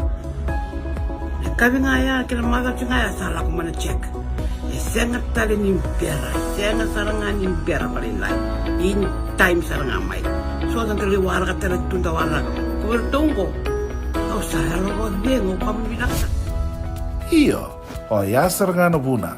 E rau sara. Sa tiko na pepa se senga. Bula binaka se tobi mate. Kambani duan nga kana soma mena claim na lom ni rosa nga bulu kavana ua keada na lenga nisa e ambaki roa tina policy. Text mai kina wasa eva walu van dua tolu walu lima e na kena i tuku matai lalai. Oya na wasa eva walu van dua tolu walu lima. Doyan Robina ka na maraman na ita. Do samba di ba kusa-kusa iwe. Yandra na ita. Kita sili katalaw mande na Orange Lounge. Maleka. Kursan ba di kata-kata pinakasar tu nga toboy siyang pambakaw. Ngay way dala tu kinambata. Koe serengan kori. Sono ngono santa pinakat serengan na kenta kakana. Di na to zoko. Kaya kita sana berata ini bagai singelebu. Kita sana gali bagai kabi ngaya ni kena. Na Orange Lounge, katalaw baga singelebu siya bukaya kabi, baraw tayo ito baga manggosang gayon totokan na buno ni kana. May namenda to with ni ti, kanay baga singelebu siya bukaya kabi, may baka na baga sekera, na sui, ikatabuteke, roro baga lolo, kaya na vida tale. Giraraw mo kila na menu ni singoya, na Orange Lounge, tolo-tolong dua, Orange Street, Santa Rosa. En dua tala na tamang ni Vingarabi ni Divine Group of Companies. Dola may na walong kaloka na mataka, kina walong kaloka anambongi moniti kina singatambo na Orange Lounge. Tolo-tolong dua, Orange Street, Santa Rosa. Nanonda Vata ki City Veni Raturala. Diri toka nambarabi ke imbua na sana umbua. Arto diri bitarabi toki na bida na anuanu. Arto na anuanu ni ngwanendau. Mburni uiwai o ngaloa yang ganga tabea anga itiko sarama ya sanango ena dua talena sana na anu dua ena pe muani ambaki ena pe bulau Disemba enda ubuka diri lola manita tu eni mai botua mai bo anda kai reiki wasa menda ba rei to kana anu ngaloa anu lai nonga yani diri koto kina na anu e kena idabu walenga kena indibi walenga na sekola ni sanda umuani ambaki mesena sekola ni darai da ni rasa setu nda tuya ni mbara bibiti lebu mendarai ni pono lebu mendarai ni kiwai e bakain do na iso senikau e diri toka ngai ndela ni wasa ganda umbuli na kena sera sarangata tuango ibunga sera tuala ngata tu mandar dau ni ndala setura ke ingwan diobi ni balai na mau maimbua mai botua olo mai ngalo aurongo na ena itala no ngaindo mona na be sekola elo mai ngalo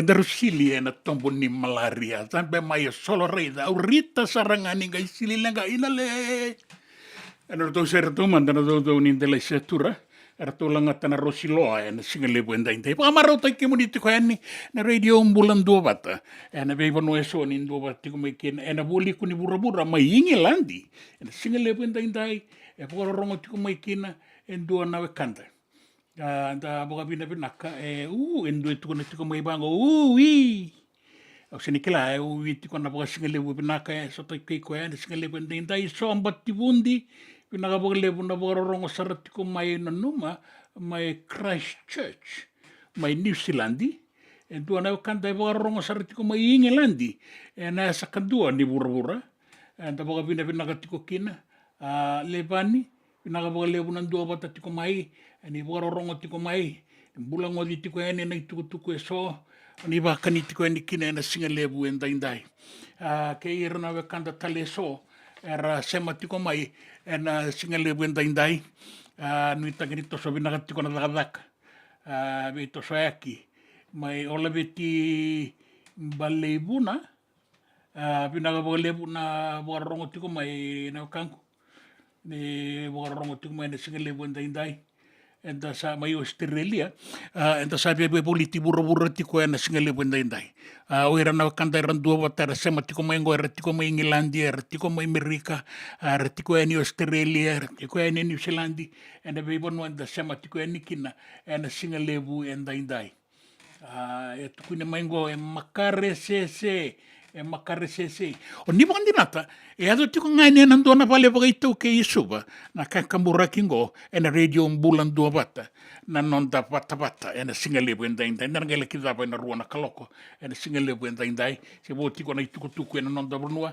na ngale sema sarati ko ni na ve manindua ke na isongo lotu na New Methodist na singale buenda indai na bugada baratu na ngale songo tatiko na nonda na meli ina unga dola bina maseki mai New Zealand dola bina maseki la ko da lebu ni tambua na ba lebu jin na ba ron ko tomo kingo na hinga lebu ni kuwa bina ba lebu na Duavata tiko mai na buku o ni tagan sandonu ya bina ba lebu na buku na Duavata tiko mai da bu tiko mo ko isa na domongo iyo sa bula tale mai da boga bina kan da sema tiko ken radio Bula Duavata ni Duavata tiko mai ken na singa lebu endai bill final bula binak ni Duavata tiko mai na singa lebu endai we kemni na Duavata tiko mai boga mata bu bale ba mata lo zaka se enda boga singa lebu tiko mai kan ndua na seni bonua da maru ta tiko ken na ibanga na singa lebu endai na serengo na serre kanta una numiki na so na bonua viti mai bole builoma tiko kina na kele ni wanga na ilelele mai talele bili ngandrendre pakasa mai talele muri mai bagalaila na udiwai ni sa siro sumu mai na udiwai na rewa mai toka ni na nonda ilelele onre kina kelo lione ni sambeto ando morto una dau ni de legislatura ke ngwandi obi ni balene maomo ni botai tiko kina na singale buenda indai nonda ngone viti ke baka mbongi mesana ngori abonu ni binaka tiko yani na nonde wasini ngaunango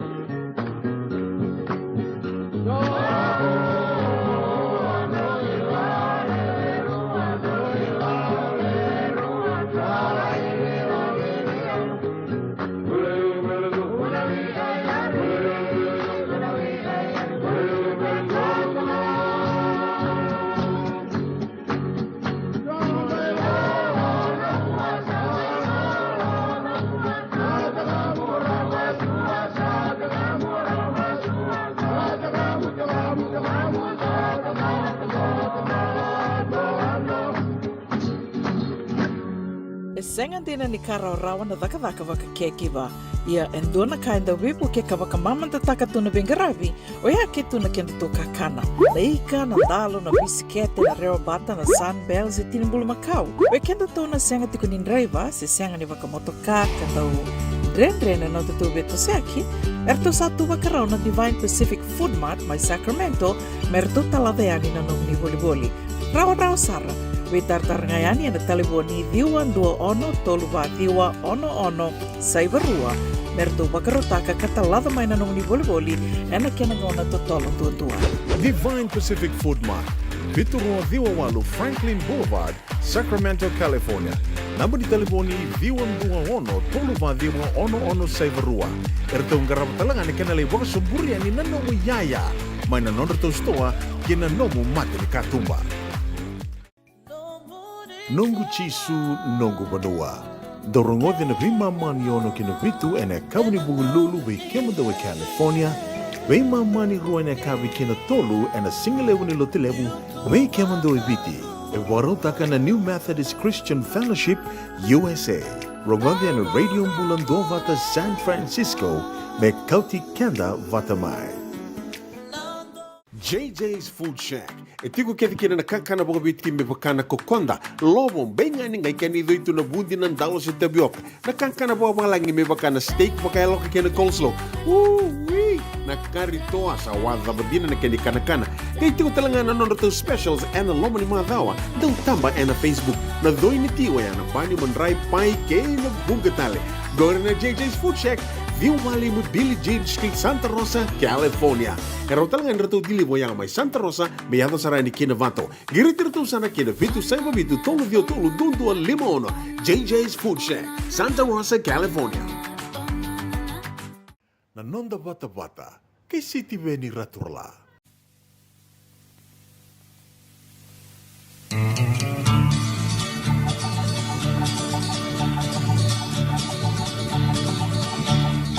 Isa balan mai nano usere tale eu bagongoli nando moni wakanana tu nanu marawali kami tu kau dia Kauti ole suwe ke muni, meu borro na nando muni, na nangu marawe muni tu, oya ke muni. Kata dragola, ana tale koya, rembo ya betale, ke nasala tu.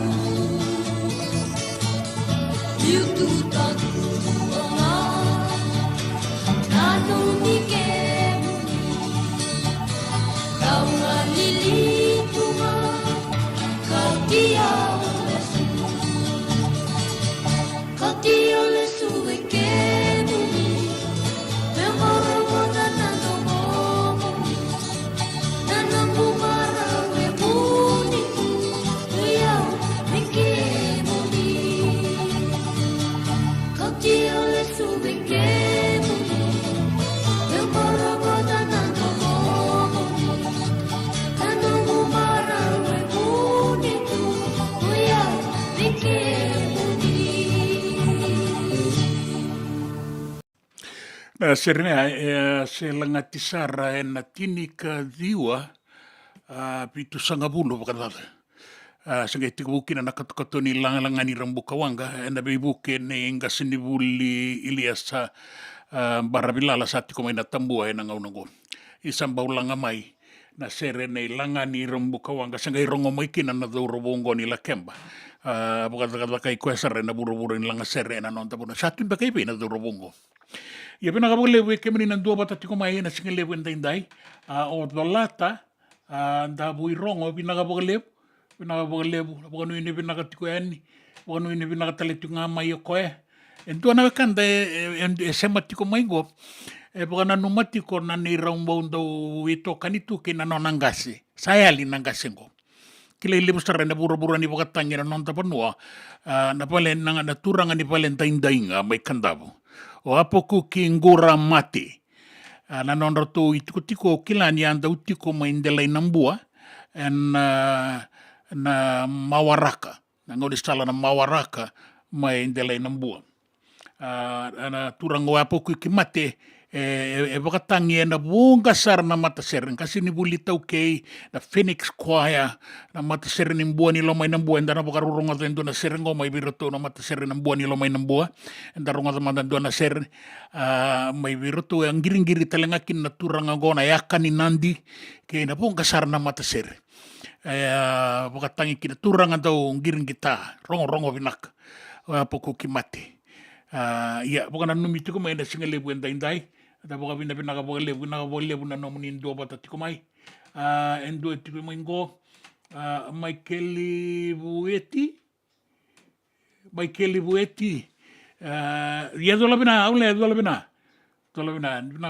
na do bata tiko mai ala beti endo talenga ya na kanta sema tiko mai go isana serengo etukuno ko usini klana seraba endo bangana serra boka tangitakian kautelesu na nonda baka nanu kinonda yo pinakapagalebu ipita na sere menalakuan ko na sere nirongo tiko elebu ra sere makawar kay baka buinga na kanilang-alanga mendonia na ngaunango may rongo pinakatoka wike mo ni tabalandelan deto kakina na so na ngauna iya sere elangati membaleta na bindelan ni abo eso sere na nonda banua na sere ni kena barabi na kena kakana na kena sasalu merau ni kautalisu tiko may na baka nananu baka mimbi ke mo ni na saan biwanua o ni sala kitiko na biwanua o ni bengarabi tiko kina entay sere kataraba elangati kina na tomba baka diri loloma may banua balabu o loma isa ko loma labuti tiko kina endo na buni kau na seni kakala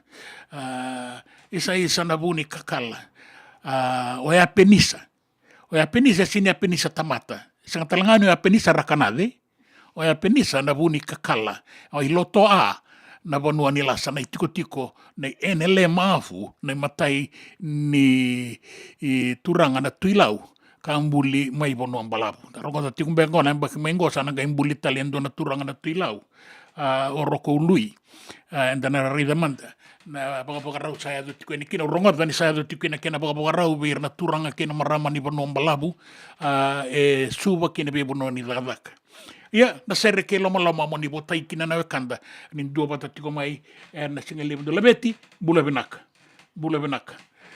ni botai ke de tali tungani na serengo na radio Bula Duavata.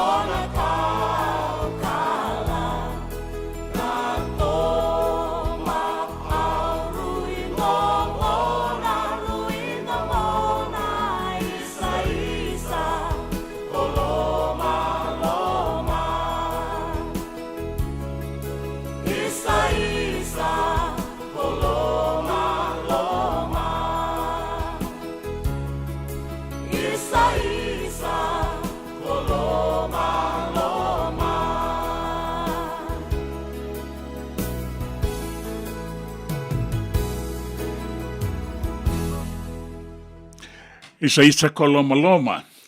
Pinakabole bu ke nan do bata tiko mai. Saya tu soro mai na itu pinakabole ni mula pinakana kanda metuisela. Wabina pinakale bu ke muni na do bata tiko mai bale nai balu. Bale kinai balu. Pinakabole bu metuisela no ni borongo tiko mai kina. Baka kina chale. Tambe na turanga. Pinakabole bu nan do bata tiko mai. Pinakabole bu na iloloma. Sama idin goma na boga pinak. O maraia pinakabole bu maraia. Nin do bata tiko mai na ada kalau. Nin do bata tale tunga mai na singale bu ndai. Kei nan do tale na kanta sakeasi. Ndo ngo tina ilewa. Bula pinaka tina ilewa. Nakabole bata tiko sabsaba. Ndo tale mbeka na itabi ang karabitiko. Na singale bu ndai. Sabo kanu ini pinaka tiko ni bei kemuni. Wa rabuta tiko na dai apako king gura mate. Na turanga dau ni bakatangi kila ilebu na nonda bonua. Na pandi en giring kita ke na mendelini. Na turanga ni valen dainga mai kandabu. Na turanga ndora mara mai keretiku mai me bakatangi taka na liwabia una tokalau mai kandabu. Au na gai bangarama na serea. Menga ile ilio mai kina boka binaka mai kandabu. Binaka ni oni sena numi kandabu tiko na maramata ubu. Binaka boka lebu na sema tiko mai na singa lebu en daindai. Sere kataraba na iboka tangi ni apako king gura mate na mbaravi ni koro ne nau na mbua ni lomai na mbua.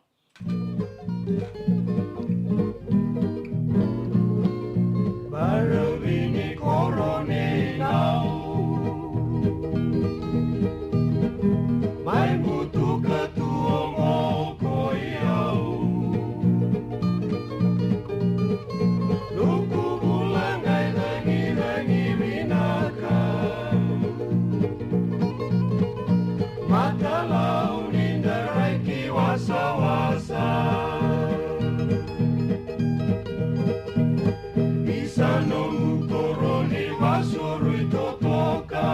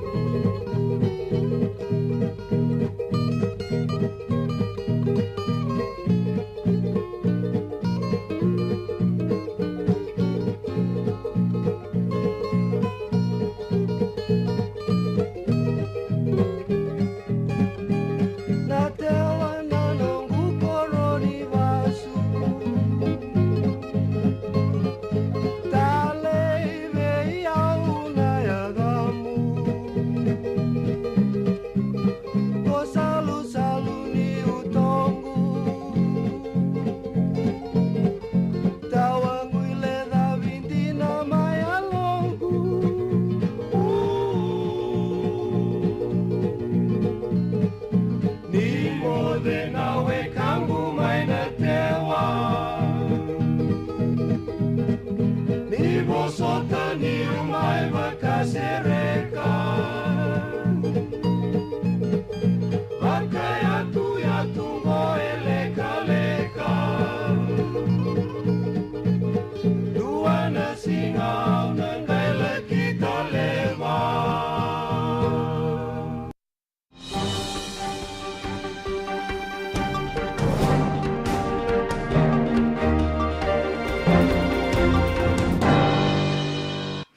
E Sambula Vinaka, na itukutuku e na nonda vanua, sa bagai doriti ko ngango na mbose, na palimendi, me mbaleta na vivo sakitaki ni tuwa bagai labo ni ambakingo, na bo ni ambakingo, ke na imatai ni be mama, imatai ni bula ono, ni ambaki katumai ruanondo lurua sanga bulu ke 5. Rabe soli vakasa matiko e na itukutuku rarambanga, ni sa dingo mitiko. Sa dingo mitiko na ituputua bagai labongo ni sana be rauti ke bakai senga ia menda sana buda endua na kena ikoto matau me be rauti kene mbale na sona bengara benda na senga soti ni mama usarkina so enda na rawata baga binak to sada kena bota so me baka na matai walu ronga da nindua na be bosake azukina na mboselawa na madongo de tumbu dake ni bota ni mataiwalu e raka kineso sa rauta me sa kua manda sa rauta manda na mataiwalu na nona i bota baleta ni sa senganianga raramba be kenta me lakona ilavo menda tea na ilavo ena be bonu eso e roni boka bure atalema ina ilavo sena bisinisi ena nonda bonua e kakina na liu boka dingo ni mataiwalu William na upoto me kakua nindua e bosa boka be Italia e na takataka ni be tangomaki e rangarabati na matei walu e na be sai burabura. E na itukutuku tale so sa toso take tiko ngā na kauai me baleta na bakai ngataki bakai loa ni wai ni mate ni be boka mate ni taki e na nonda bonua. E liu sa ka wou be kenda indai sa bakai sa ka tiko ngā ni mbula e na be singa sa tiki ni nonda mbula na be singa. Sa singa ni ndangai kurambui ni tukuni ni tabu mai e vida na undolu na buni marijuana e na ndua na koro. Sa singa ni kurambui takia. Baleta ni sa katunga e matana lebu. Na tei marijuana. Sa ngai hato tale mengo na be matangali wa inganga na ice na methamphetamine ke ina bunga tale na kena matangali. Okoe sa ngai wa tumbura wa lebu na kauai. Kaya ndua na bagai lesilesi na tambatata ni obisa i liu en wale ni mati ni Vakasama na St. Giles me na uluwatu aran daw tungaki na nangasi sa edo biranga mai na ngui leva na mati nga ningasi ya nikua sa raeli nangasi sa ratiko kina nangone sa lebu sara nangone era sa tiko en wale ni mbula mai St. Giles na ngaunango en vakadada ni wainganga ni be mati ni takira kania sera ngonuwa sera diruma ena be ponua e ratiko kina sato sa take tunga na kena kawai ka sa baka turi na boselao sa dingo mitalenga kina na itukutuku ni sa tika bun kina ndo na mata daka kaya da na Narcotics Bureau ena nonda matanitu me paluta na wainganga ni be bonga matini take kina ngito sa hade no semiranrandra ki Santiago me leki wawarau talenga bata ki na nonda timi na Fiji Water Flying Fijians ni rauna sota ki na All Blacks ni New Zealandi e na madhao katumai. Na madhao mandangango na makitiko ne karua ni nonra wala take wonu au Ingilandi bata ki New Zealandi mai Eden Park mai Aucklandi e na Singapore rawa ingo. Kai na kitiko na kene tukutuku mai Eden Park e semberi ni nruka wakandua ki na All Blacks e na loma ni tolu sanga bulu wakadata na embaki sauti. Te sana ngai bisa umbeka na itukutuku e na moani madhaongo e na ngai madhalanda na ngai raidhamanta. Siana dhapa e na yato kina. Ta waka vina ka talenga ni nda rongo da tiko na nortu waka rau na timileo e abitu ni viti mai warani se. E rato mbula vinaka. Dina niraki suo tiko mai kia na rotu waka rau e na madhaongo. Ia sa matei ni timi ratu na sota na ratu tombu na timi ni Uruguay e na karua sanga bulu kalima na singa di bulu Julai na singa bata tiko ngai aru na sota talenga kina na timi ni Amerika na US Eagles karuna ngali songo e na tombu na timi ni Varanise e ratu ni tau ke ni rara sana ngai oti na itupotua ya na ngai madala na ve kaiso embasika mai na ve tombu e andua e tolu na tombu na ngai madalaki na koe sa dhambe na kota finala na semifinala kanu itake tiko viti ni na dhambe na finala men reta tale mai ne katolu ne nona metali koula e na sota ni burubura na Olympics. Kina tuku ni raki na nonta ponua vi rungu na singa indai Ia no itaki ni raki vinaka tiko na kena bo ni poni pei ponua ni Duavata tiko mai kena mai Canberra mai Australia e bora itaki mai kena ni bata sara tiko na raki mai kia mai Canberra na pei ponua bolekat na state of Victoria pakakina mai Malevani ke New Zealandi sana gai bata sara na pei sai buru tale so bian raki mamada kata nan raki na toka loma mai Israeli ke ne bebo no Palestina ia nda boga bina kani raoni nda besa mati tiko yani nan raki ni sakilati ko na wakanda ni boga rongo tiko mai San Francisco ni sabia bia botu ngango e tine na miniti me boga bariani na non dai wasini ngaunango en na non da Vata en a singalebu en daindai en a radio Bula Duavata San Francisco e Kauti Keda Vata mai en na rongo i tuku ngo kei nan raki en ta saboga vina ka kina na ngai sota tale rongo i tuku katarawa en tini karua na kaloko en anon da ngauna i viti en a singa ni mataka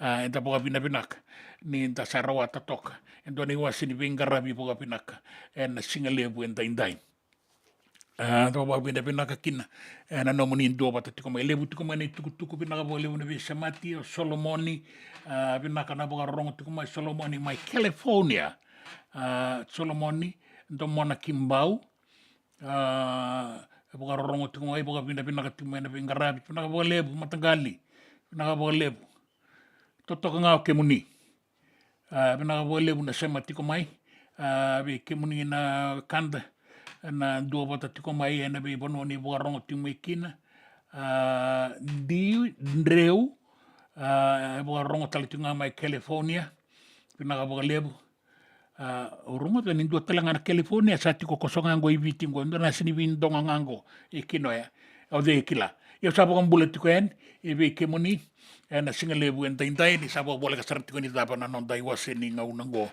en Bula Duavata ke na non da Vata na singa lebu ni ko en radio Bula Duavata ana tuku en non da bano ke na be sai burbura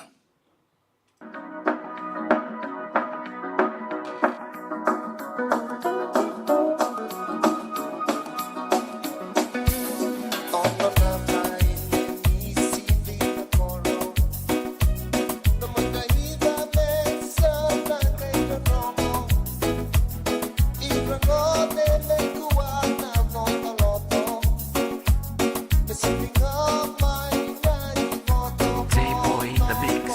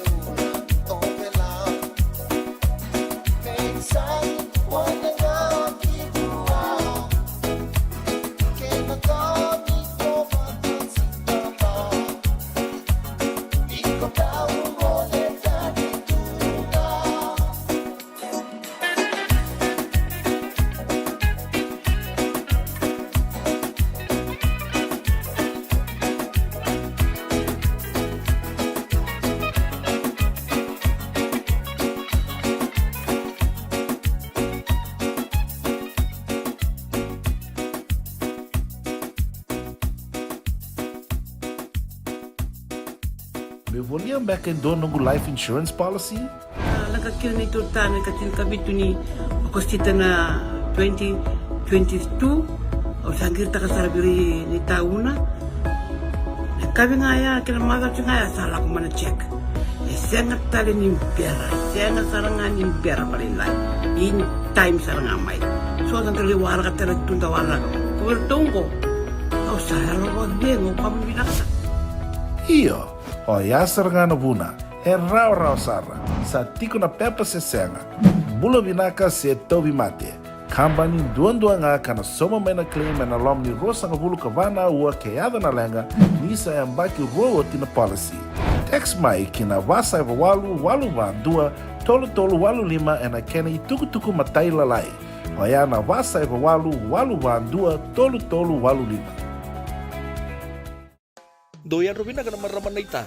Do samba di ba kusa iwe? Yandra na ita. Kita sili katalaw mande na Orange Lounge. Maleka. Kuarsan ba di kata-kata pinagasartunga toboy siyang pambakaw. Gay way dala tukin ng bata. Koe serangan kori. Sonong una santa pinakat serangan na kenta kakana. Di na to zoko. Kaya kitusan ng berata ni baga singalebu, kitusan gali baga kabi ngaya ni kena. Na Orange Lounge, katalaw baga singalebu siya baga kabi, baraw tayo ito baga manggosang gayon totokan na buno ni kana. May namenda to with unity, kanay baga singalebu siya baga kabi, may baka na baga sekera, na sui, ikatabuteke, roro baga lolo, kaya na vida tale. Giraraw mo kila na menu ni singoya, na Orange Lounge, tolo-tolong dua, Orange Street, Santa Rosa. And dua tala na tamang ni Vingarabi ni Divine Group of Companies. Dola may na walong kaloka na mataka, kina walong kaloka anambongi moniti kina singatambo na Orange Lounge. Tolo-tolong dua, Orange Street, Santa Rosa. Dendram beka nang wala ni kibal ni lote na buko ni oso-oso pakadadaka. Sendrak-indrak kita beka na itos-tos ni mbula, kuwa ni lenga sinui gawa-gawa. Nana magi mai kina programo warotaki. Mai vera tau na New Methodist Christian Fellowship USA. Nongu chisu, nongu banoa. Rungode na bima manione na kabini bugululu bei Kemando e California. Bima mani dua na singilebu ni lotu lebu bei Kemando e Viti. And a radio Bula Duavata San Francisco. Me Kauti Keda Vata mai. Nanonda Vata, kay City Veni Rotorala.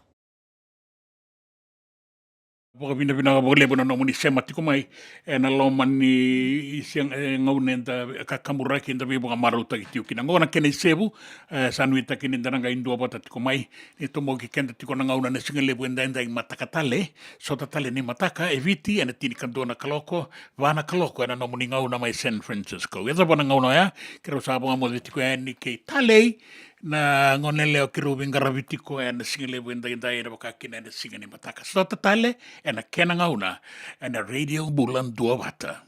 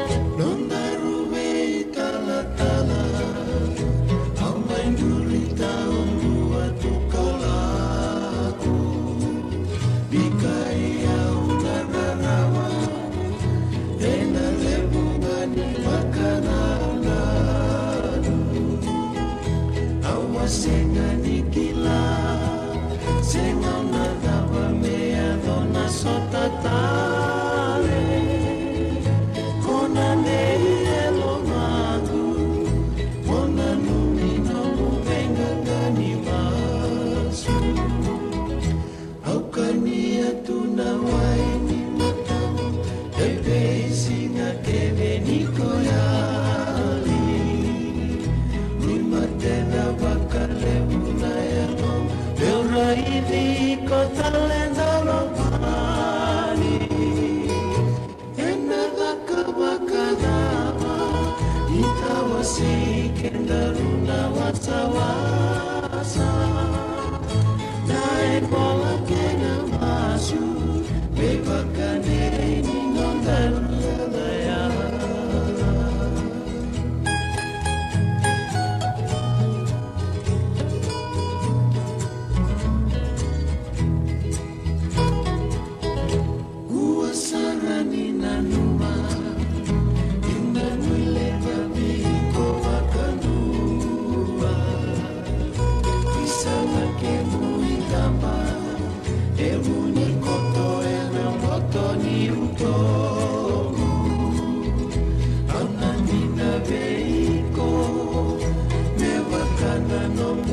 sanita tahu Moya lobi na kasana Kuanga nilai mwila tabia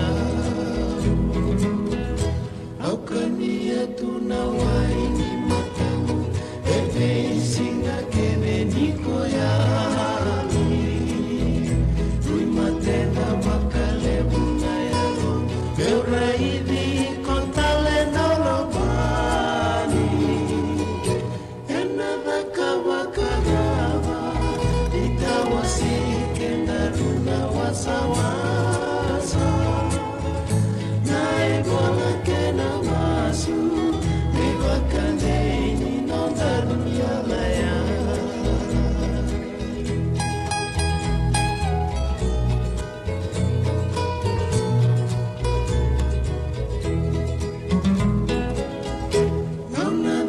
Sarameka Satayalo Nagay kunetale Lungu baka nui Monale sumula tale mai kibale Au namasula katiko Kibuan nagdamanda mai dake E adona sotamula Itawasay kenarumate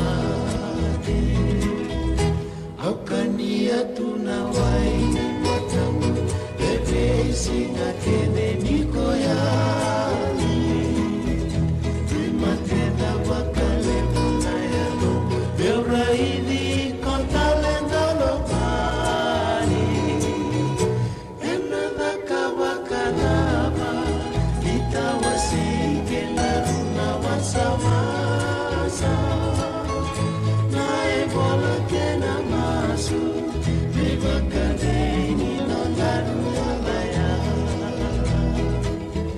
Naebola kena masu Mewakadeni nondarunia laya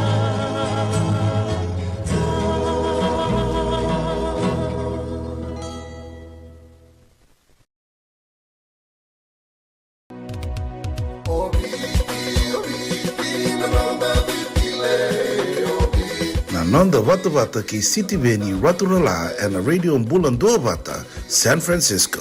Me Kochi Kenda Vatabai.